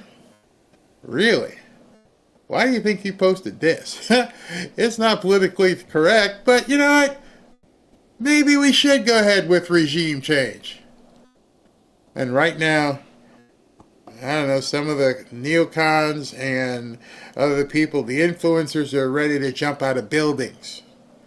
OMG. I got to stop, take a few comments on that one. Yeah, you guys just saw him just float out there. Yeah, why don't we just do it? Why not? Somebody talk me out of this. Somebody tell me why we shouldn't be making Iran great again. Oh, they got beautiful women if they weren't inside those big tents. They weren't having to walk around with just eye slits. Hey, they got beautiful women in Iran. It's a beautiful country. We can make it look really good. I can see a resort there. I can see a casino. Trump hotels. What do you think, Ben? Yeah, Ben's like, yeah, I think we can make it look good here too. Remember, he already talked to Pakistan. He's already talked to the UAE. He's already talked to Saudi Arabia. Ooh, boy. People are going to freak out that he wrote that. Oh my God, who should Trump make governor? What a master troll. Oh my gosh, that's a Wendy Pine Sable said that's a muscle statement. Oh my God. Melissa, exactly. I don't know how I feel about that. And you're here in the United States. How do you think they feel about it? Just imagine you're in Iran and you're American, and there's Americans go, hey man, I don't know about all that. I understand how you're thinking. I want you to put yourself and get some empathy and think about what some of the people over there think. You're sitting over there and you're wearing a full burqa with an eye slit and you just... What? Complete liberation? Make Iran great again? What do you think? See, he's going to get them people riled up. I don't know what the percentage of people, I've heard all kinds of different polling, but if the people get riled up, and they're like, okay, you got to go. We're going to make Iran again. Mega, mega, mega, mega. It would make the people in New York look kind of stupid, aren't they? They're over there going, Iran, Ayatollah, Ayatollah. And the people of Iran start going, Trump, make America, make Iran great again. Oh. Because what then Iran would do is start killing their people. If they see an uprising, these people are savages. They will try and kill some of these people. Some of these men can't even imagine having free-speaking women. What do you mean? What do you mean you're walking out there with shorts and high heels? No, we're going to have to kill you. What if women got together and realized we don't have to live this way? We don't have to get married off when we're 12. We can actually live lives. Anybody asking the women over there? Y'all okay with the head-to-toe, Coleman tent that you're walking around in all day, doing nothing but breeding and getting whooped?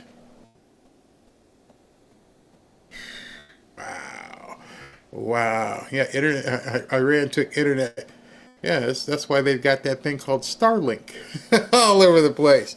Oh man, wasn't Iran once the jewel of the desert? Yeah, I've been seeing a lot more of the videos of Iran pre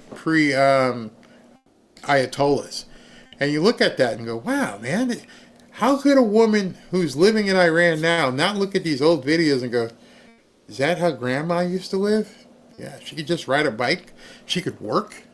Yeah, she could actually talk to other people. Yeah.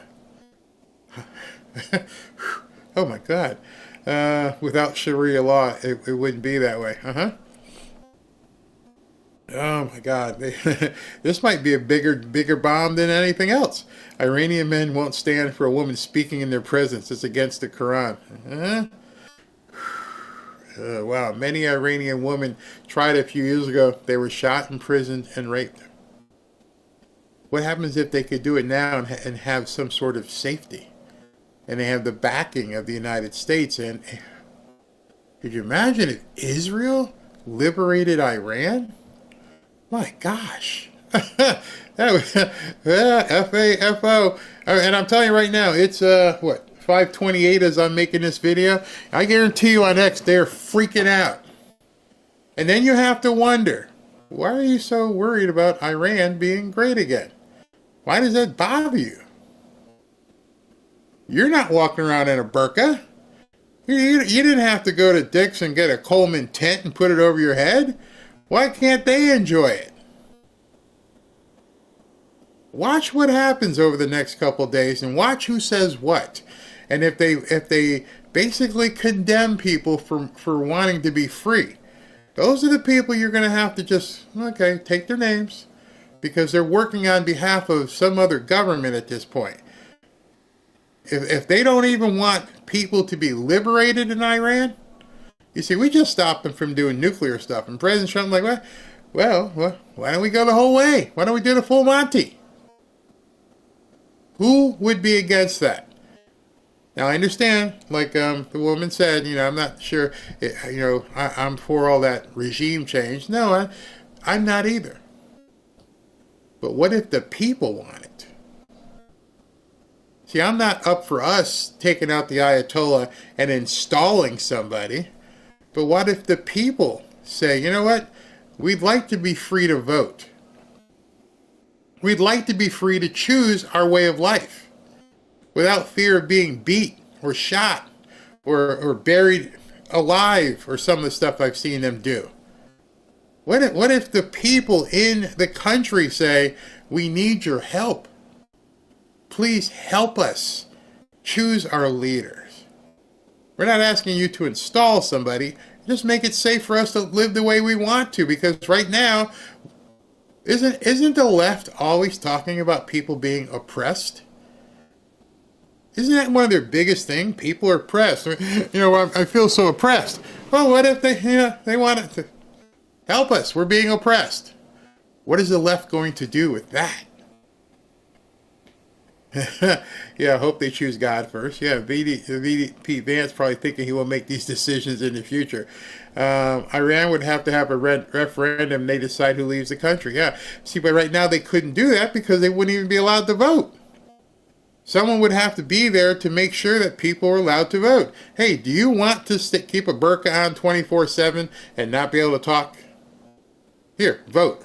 Put your thumbprint, whatever they do over there. Interesting. Let's see here. Barry, okay, this is a good one. I don't take this as a troll. So Barry, then let the Iranian people do it themselves. I agree with you. But we have to put them in a position to do it themselves. I 100% agree with you. If they get a vote and the vote says we're okay, we're in the burqa, this is our way of life, and it's okay if our men go out there and abuse goats, have at it. But, James, let me put it back on you.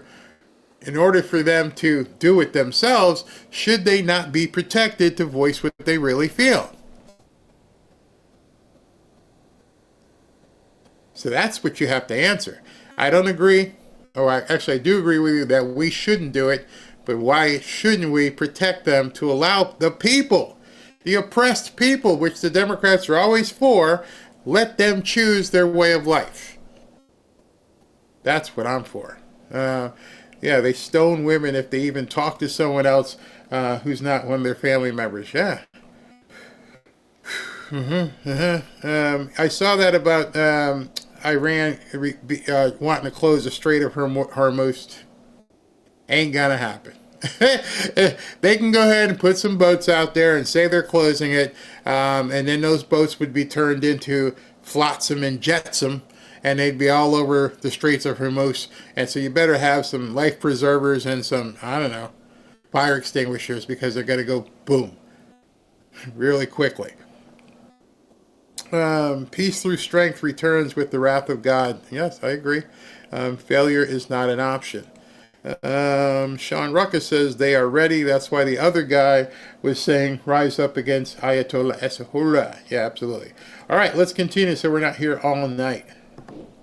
So my phone has been literally ringing off the hook. But what I would say is that it's notable how much deception was involved in this operation. All eyes were looking west towards Guam and the B-2s that took off late last night towards Guam. It's possible that, but if the distance there would suggest that the B-2s may have also flown east from Whiteman Air Force Base in Missouri. Remember, the air refuelers, many of them were placed in Europe. And if you guys watched my show yesterday, maybe, I don't know, it's because being around a military man, my brother in the military, I told you specifically, how in the hell could some internet sleuths and some guys with YouTube's channel be able to track the most untrackable airplane in the world if they didn't want you to see where it was going? And I also said, the part you're not seeing is the ones they don't let you see where they're going. You know, they can turn that thing on and off. And so they said, let's leave it on, start flying towards Guam. And all these internet people are going to pick it up, and they're going to track it with their little apps and everything. And they're going to go, oh, the B-2s were in the air, and they're heading towards Guam. And I told you yesterday, I don't like often, I guess I do sometimes. I said, that ain't it. I don't care what you can see. I actually said those words. I said it's what we can't see is what you should be concerned with. So, hey, we're flying to Guam. Yay. Here we go. And everybody's out there, all the B-2s in the air, but they're going to Guam. And I'm like, they're letting you see that. Those are the ones that they've turned on so you can track them with the little apps and everything else. What you don't see are the ones they don't want you to see, which were the ones that were actually flying. Across the Middle East, and that is what is known as an air refueling bridge. And all of those B-2s would require much air refueling in order to make it. They usually fly round trip from Whiteman. And so what we can say, and the president said this in his Truth Social post, is that a full payload of bombs, those massive ordnance penetrators, the 30,000-pound bunker buster bombs, were dropped at Fordo. And as we have reported, there are two entrances to Fordo. So at least two bombs at each two entrances, which suggests at least two B-2s were involved over Fordo. My suspicion is that there were more. And then you have the two other sites, Natanz, which is also has an underground enrichment facility. The Israelis had not been able to reach or take out that facility despite the last 10 days of bombing. And so now U.S. warplanes, likely another B-2 bomber, had dropped that MOP, the 30,000-pound bunker buster, on Natanz. And then you also have Isfahan, a third site south of Tehran, and that is also a very significant enrichment facility. So those B-2 bombers, it's possible that as everybody was looking west for the B-2s flying towards Guam, that in fact there was another package of squadron of B-2s that were flying east from Whiteman. If you had ever done any wargaming or anything else, when everybody was smiling and saying they're in the air, you had to have sat back and went, huh? We spent billions on these invisible airplanes, and we got people on YouTube and X tracking them? I was like, wake up, people. Wake up. It makes for great content. And so, look, the B-2s are flying, and this... So you think that this B-2 billion-plus airplane was just flying towards Guam and you could track it? Now what you have to imagine, and I'm not making fun of anybody who didn't realize it, because many people just, you're watching, as I said yesterday, you're watching a movie. You're seeing the different scenes and what's happened. Scene one, hey, fly these bombers with the transponders on that way. And when they go this way and everybody's looking, take the ones with the transponders off and fly those this way. Okay. And everybody's like, oh, I see them. Oh, they're on my computer. I've got them logged in. Here they are, right there. Huh? Oh, yeah, they're right there. Didn't see those, did you? Neither did the Iranians. And then people are mad because they think President Trump deceived them. And that's why I pretty much had sat back and listened to every word this man says. At this point, you guys see that. Every word he says, you know what's coming next. You know what's coming next. There are more targets. We ain't done. We can hit them in minutes. And then you think to yourself, minutes? What? This thing took... Start put it all together. And he's directing. He's directing a giant movie, and the people in the media fall hook, line, and sinker. And they bitch about this and they bitch about that, and they have no clue what's going on. That's Jennifer Griffith.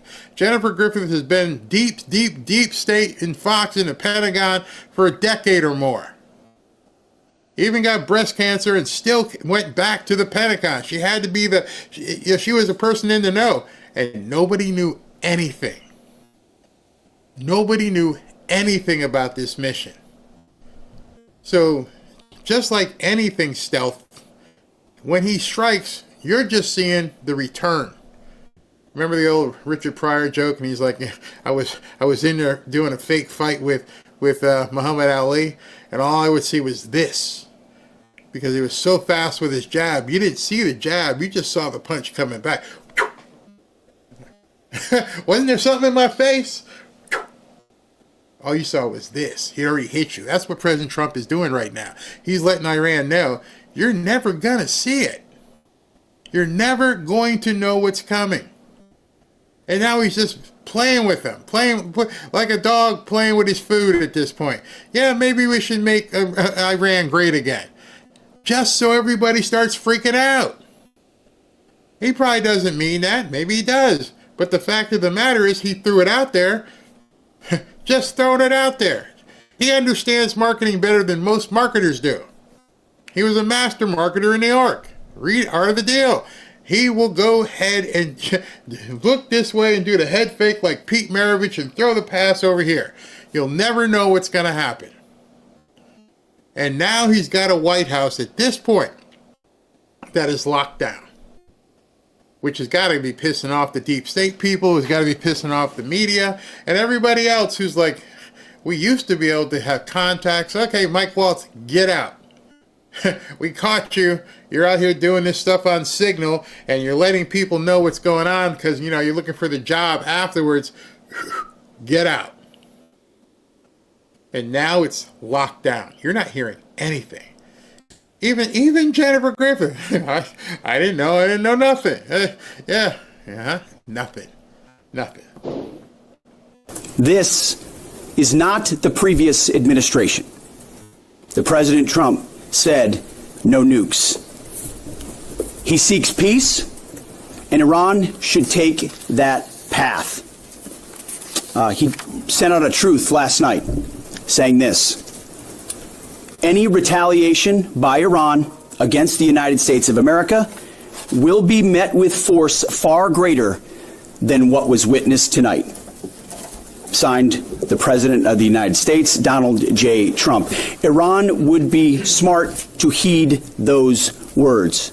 He's said it before, and he means it. So now you've heard that.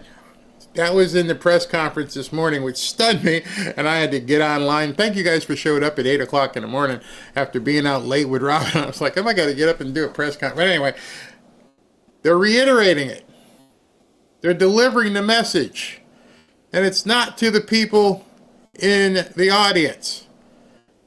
Understand, they know that people are watching this from other areas of the world. And now it's being repeated over and over again. You better get to your knees here. You better come, because we're about to take you down if you don't. So understand, over the next couple days, make sure your head's on a swivel. Watch what's going on. This movie has not completed yet. We're like at the first intermission. Go get your popcorn, go back and get your soda, and then get back in your seat. There's more coming. The only thing that probably is going to determine what the different sides do is what Iran does. Or maybe not. Maybe he's already made up his mind. We're going to hit him again. Whatever it is, it's not done. The press conference this morning that Pete Hegseth and General Kane did, one of the quickest press conferences I've ever seen. Except for the one last night, which was only 5 minutes. See, if it was a full press conference and he's talking to the AP, let me give your question, and I'm like, okay, it's probably done because he's willing to talk about it. Nope. It was very quick last night, and it was very quick today. Those of you who saw it, that's it? Yeah. We're not done. We're not done. Just under 30 minutes here. Well, one, it went longer than I anticipated, but there are four things that jumped out at me. One, the level of secrecy of this mission. The fact that you had planes that flew from the continental United States. From Missouri, and flew for, I think it's 18 hours with multiple refueling in the air. The second thing, what jumped out to me is just the execution of this massive plan involving the U.S. military, seemingly in multiple theaters. You know, this decoy you were talking about went to the Pacific to take away from what was happening the other way. By the way, in case you don't realize it, this is MSNBC. This is NBC going, oh, man, this was badass. This was like a movie. I'd like to go see this. Put this in a theater somewhere. Let Maverick and Top Gun. This was some grade A stuff. We didn't get to see it all, but I'm sure somebody will make a movie about it and say, send these planes this way and turn on the transponder so everybody turns. And as everybody, give me about 15 minutes. Everybody turns. Okay, you guys go the other way. Perfect head fake. Nobody saw it coming, including the bad guys. and the media, which may be the same. The thing that jumped out at me was that when the chairman of the Joint Chiefs said no Iranian planes flew and no shots were fired at any of the U.S. military jets, all of that to me is just from what they're telling us is rather impressive. I think progressive. Damn right, it was impressive. Think about any time you guys who've been in fights, you've been in fights since you were probably in grade school. Your opponent never gets to throw a punch. You're knocking this person out like a Mike Tyson fight way back in the 80s. You know, who's the referee? Because I'm knocking out the other man. They never got to throw a punch. Just think about that. The entire country that has obviously weaponry and all kinds of stuff at their disposal never fired a shot. Not one. That alone would chill me if I was the leader of another country. Like, they didn't get anything off? Nope, they never even saw it. Think about that power. Think about the message it sends to the rest of the world. Yeah, we could come get you and you'd never know. Now, I'm sure there might be some countries that are more advanced and who have the capacity to respond. But if you're not, at this point, you're sitting ducks. And so right now, Iran, with no capacity whatsoever, with Israeli fighters making sure that nothing gets off the ground, you're a sitting duck. There's nothing you can do at this point. That'd be a terrifying position.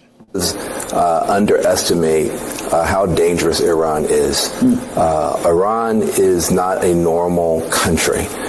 Normal countries don't blind women because they showed some hair. They don't empower little gangs and proxies to surround a country and fire rockets and rape people. So Iran, the two things are clear. The what, they cannot have a bomb, and the why, because they say death to America, death to Israel, and death to all the Jews. One of those should offend you if you're progressives. At least one should offend you. And so the question...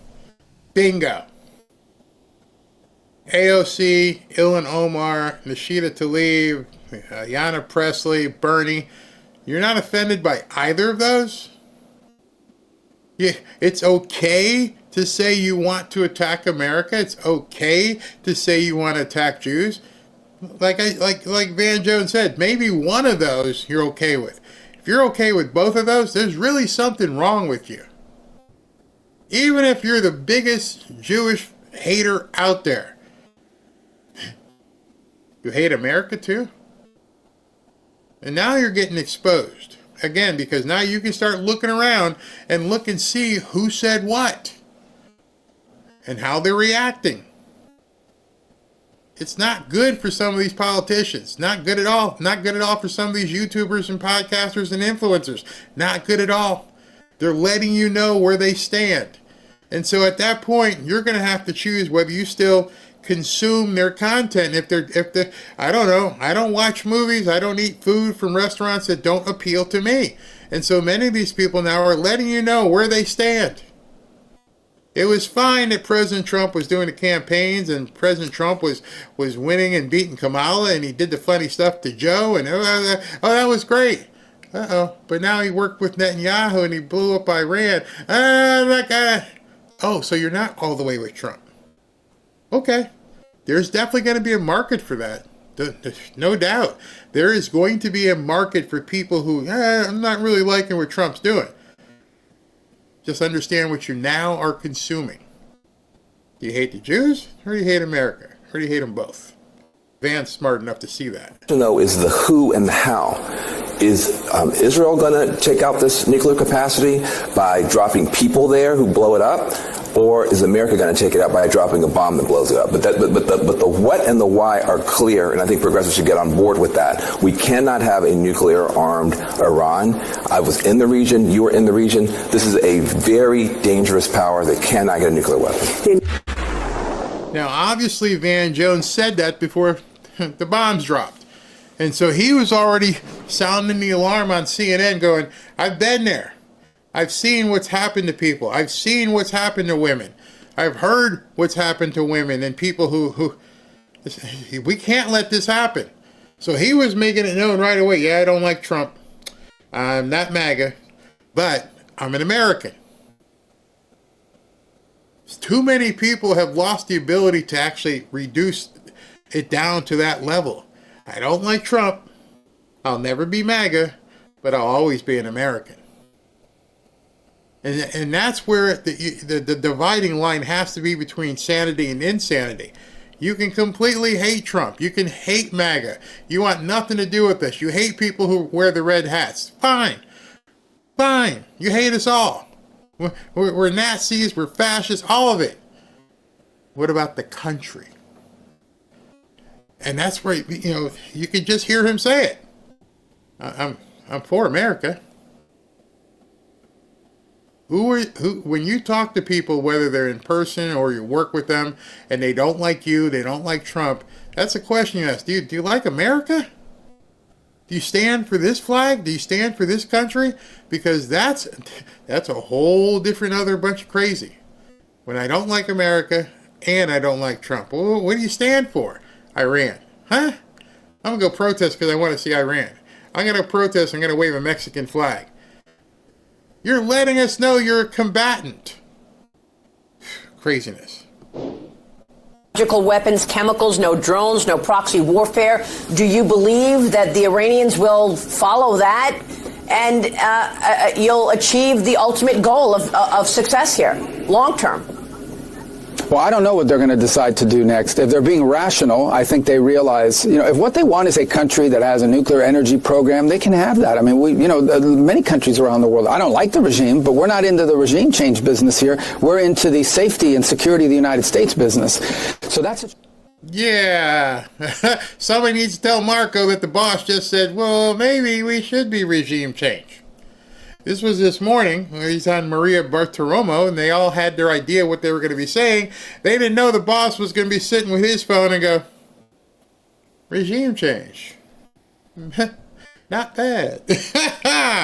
Sorry, Marco. Boys still have to make. I hope they're being rational in their decision making, but I think the most important thing I hope they realize is the game is up. Okay, they have played the world for 40-something years with these nuclear talks and this, delaying things. They got a crazy deal out of John Kerry when he was Secretary of State under the Obama administration, where they got billions of dollars, and by the way, agreed to something that allowed them to continue to build their missile capacity and sponsor terrorism. They've been playing the world for 40-something years. They're not going to play President Trump, and they found out last night that when he says he's going to do something, he'll do it.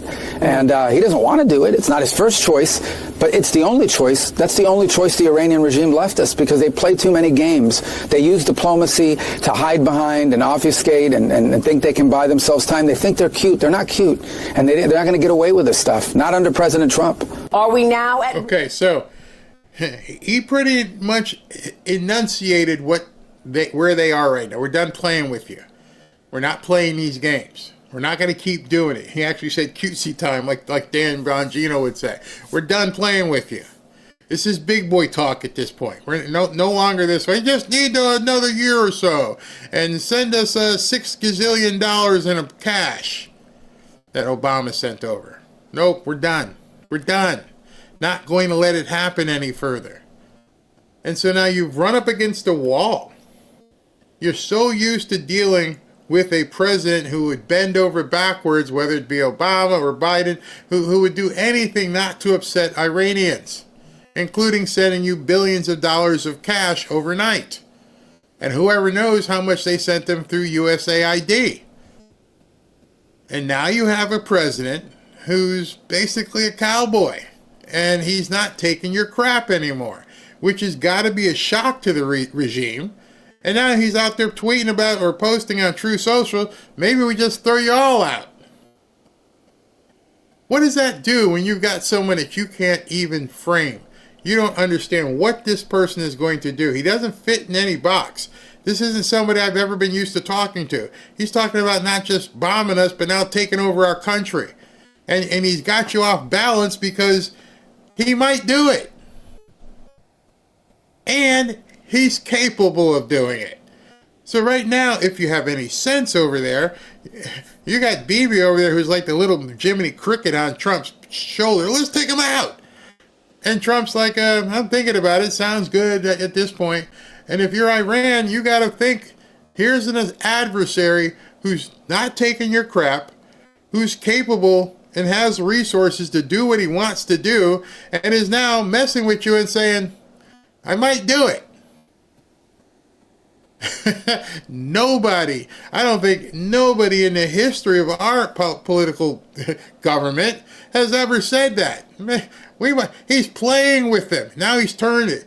Marco said he didn't want them playing with us. Now Trump's playing with his food.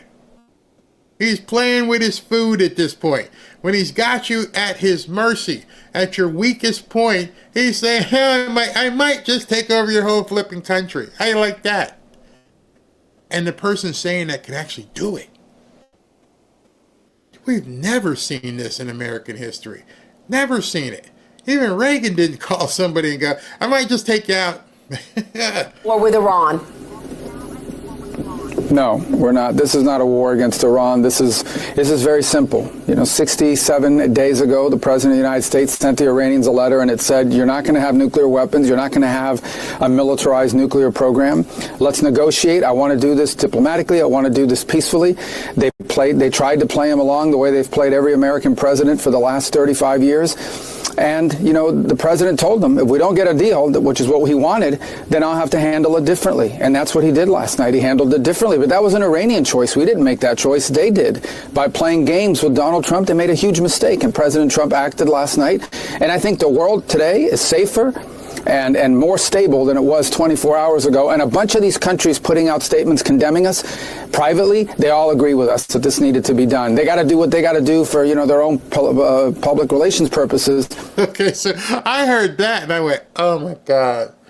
I'm like, hey, Michael, we can't publicly say that we like what you did, but we like what you did. Yeah, you really messed with the Ayatollah Asaola, but I can't say that.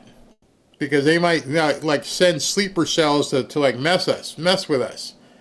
So you've got other countries now, because if Marco's telling the truth, you've got other countries going, good one.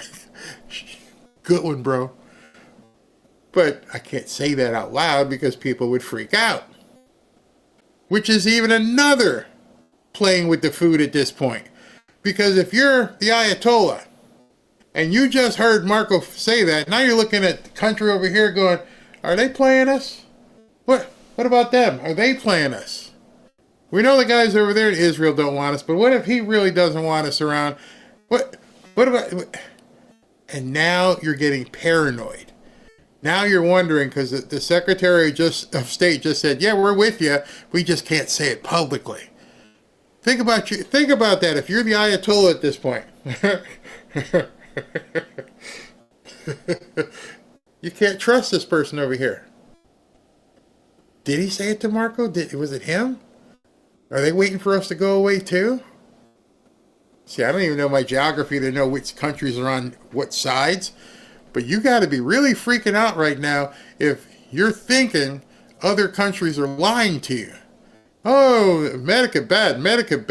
Donald Trump. And at the same time, they're going, good job, Marco. Good job.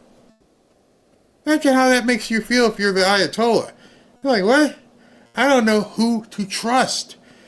The fact of the matter that Marco said it may not even be true, but it might put enough doubt and babble in this guy's head and go, wait a second. I'm surrounded. I don't know. Maybe these other countries have cut a deal. Hey, listen, if you take him out, we'll come in and help the Iranian people. I don't know. We can all be subjective and think that. But in order to think that, you have to hear what he just said. And now you guys can have a debate amongst yourselves. Was he really? Have they really talked to him?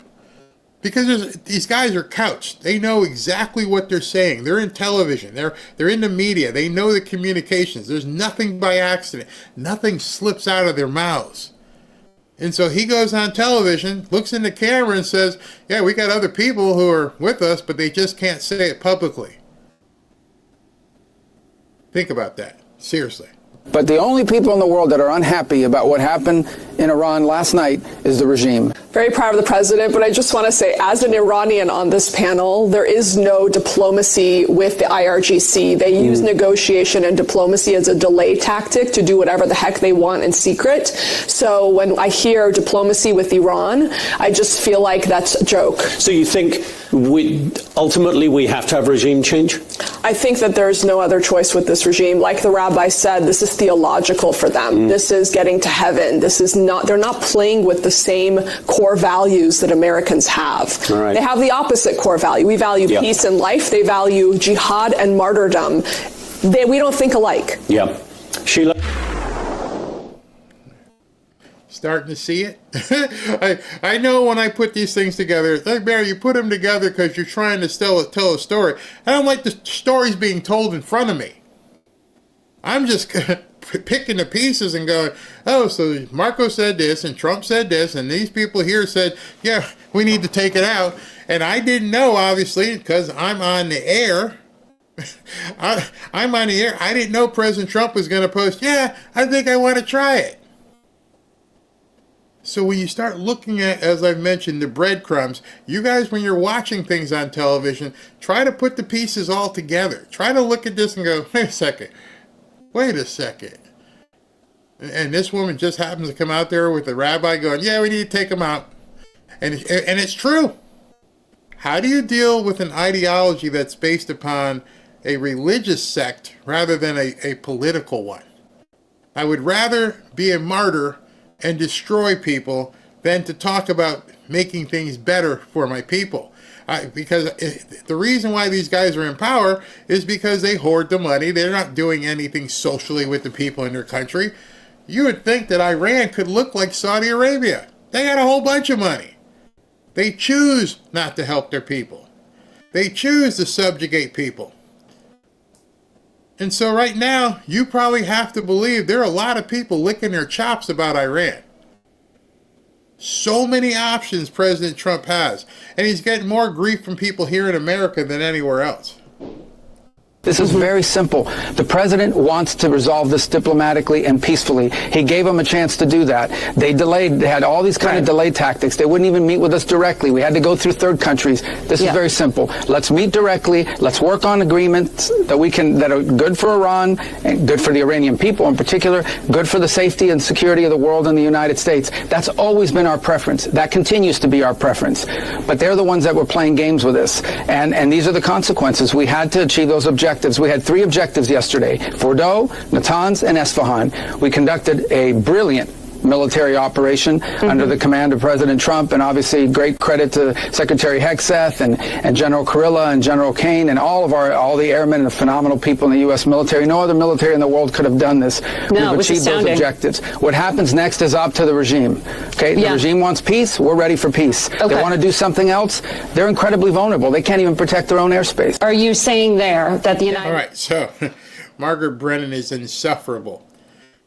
But he dropped a couple nuggets there, and one of those nuggets he said, which I focused on, which we've kind of been talking about, when he said the Iranian deal would have to take care of the Iranian people. And pretty much at this point you can think to yourself that there's not going to be any deal. Because if taking care of your population in the way that a population can be democratic, because that's what they're saying. They're not just saying let them eat some more bread, and if they want to eat pork, let them eat pork. No, they're talking about let it be a democratic society. Let the people have a say in how life runs here.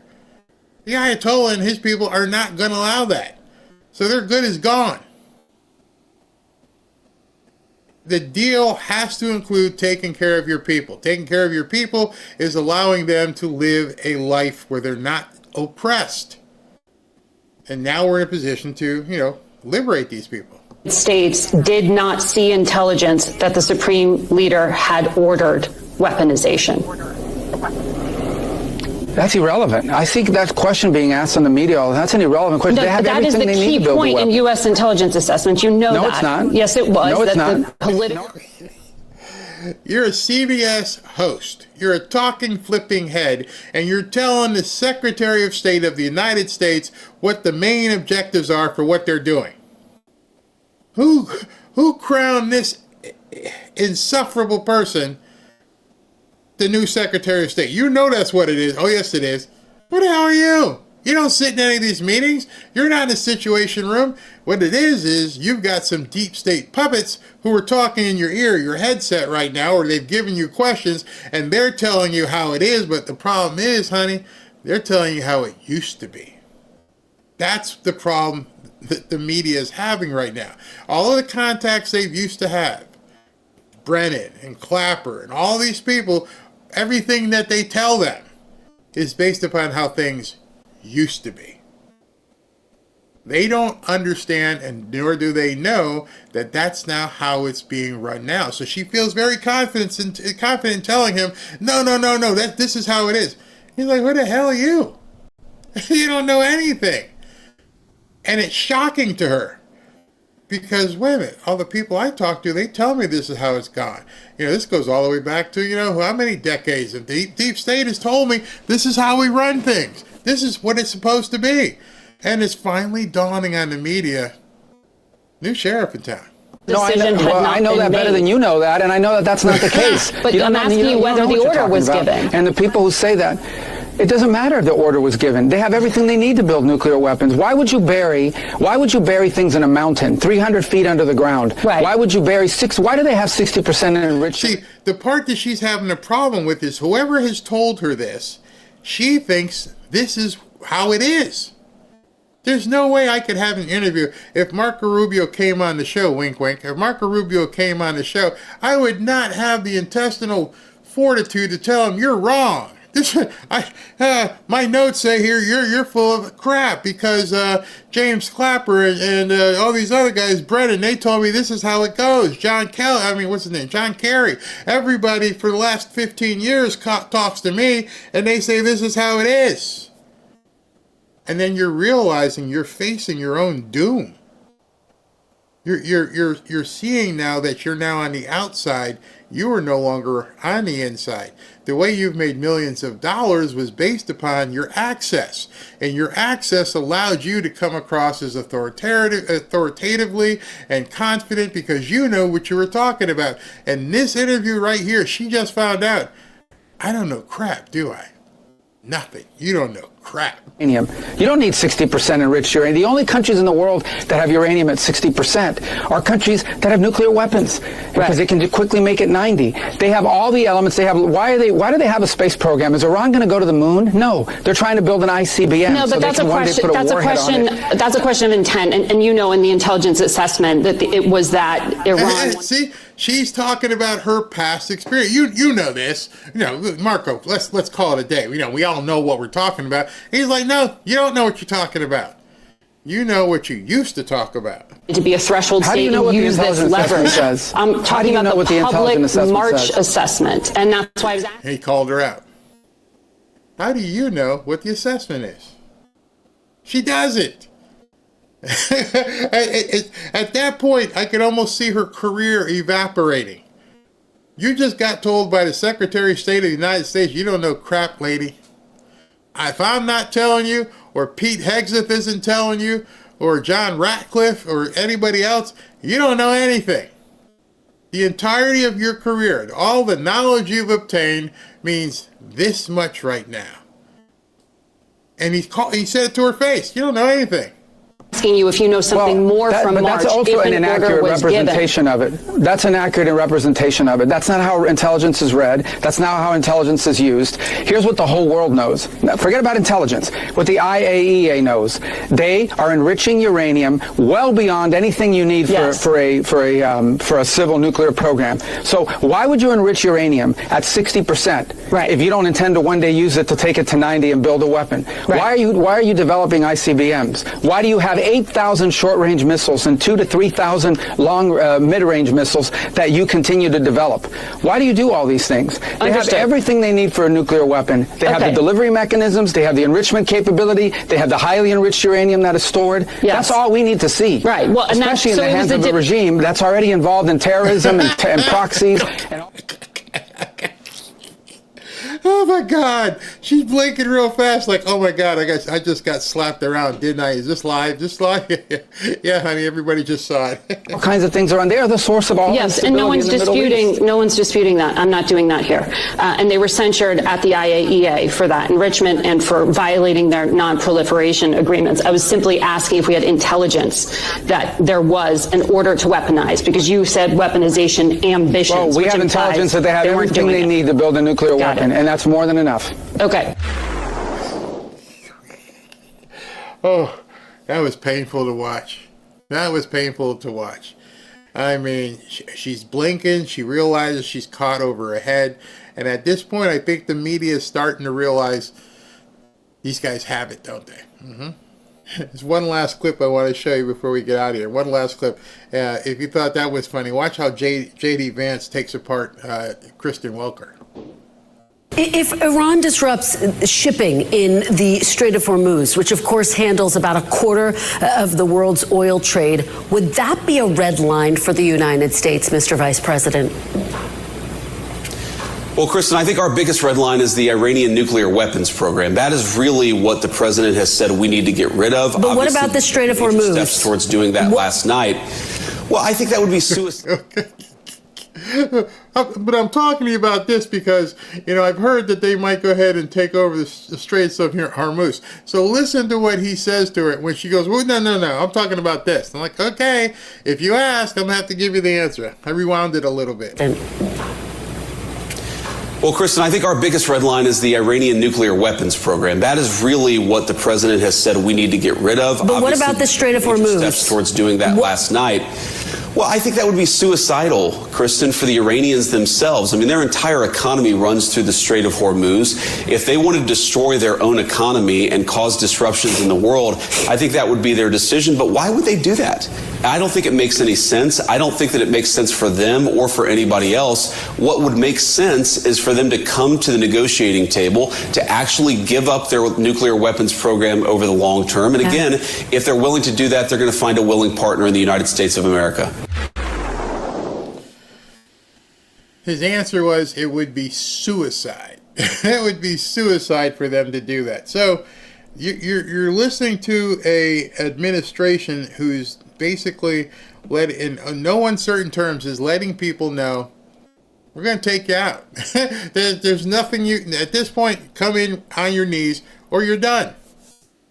We hold all the cards. I'm sorry if you don't like it. I'm sorry if you think Israel is bad and we shouldn't be working with Israel. It's too late. We are where we are right now. And you either support America or you don't. It really is that simple. I'm not even asking people to support Iran. I'm saying, do you support America? Because that's where it is right now. Death to America? You're going to support people who say death to America? Well, now the people who say death to America, they may launch terror cells or do different things here in America, but Trump's going to take them out. So go ahead and I would hate to see them go ahead and take out do some sort of terrorist act here, because then bets are off. Turn it into a beach. It'd be done. Absolute done. Let's see here. Mark Smith, good to see you, my friend. Love Marco's tenacity. All of them, if you've noticed, they're all saying it. They're all coming out with complete tenacity. MSN is outclassed and outsmarted. Yep, they weren't prepared for any of this stuff. Let's see here. Suicide. It's a suicide. He's letting them know we're going to blow you away. I can't stand this woman. He's talking about Margaret or the other one. She has a pretty face but a very ugly attitude, which makes her ugly on the outside. Yeah, she tried to get it. I gotcha. It didn't work. In fact, it embarrassed her at that point. All right, America first. That's a good comment to close with. It's absolutely crazy. So tomorrow we'll back to our normal schedule. I told you I was working on some things over the weekend and be working on it again tonight. I hope I can launch this extra content. You got a preview of it this morning. This morning, without me really being on camera, I was able to throw up the press conference, and it worked on little notice, and people still came. I appreciate that. And so you may see things like that. You may see something tonight pop up. If I can make this thing work, the way I want to. I have to figure out how to bring this content into my dashboard. And so I got to talk to tech support. But what you might see tonight is, I may put up something that's going on in Israel or Iran so you can see actual footage, depending on if anything's going on. So stay tuned. We're going to be doing some pretty good, pretty cool things over the next week or so. I'm excited about it. All right, here we go. Mama Mima, Lib friend just posted Trump just nuked Iran. I don't think so. Let me see if anyone's talking. SV would have definitely said something if he nuked Iran. I'm sure that would be all over the place. Let me just check. You never know. Wait a minute. SV did send me something. Let's see here. SV sent me something. White House. Oh, SV did send me something. Nothing about a nuke yet, but he did show me this.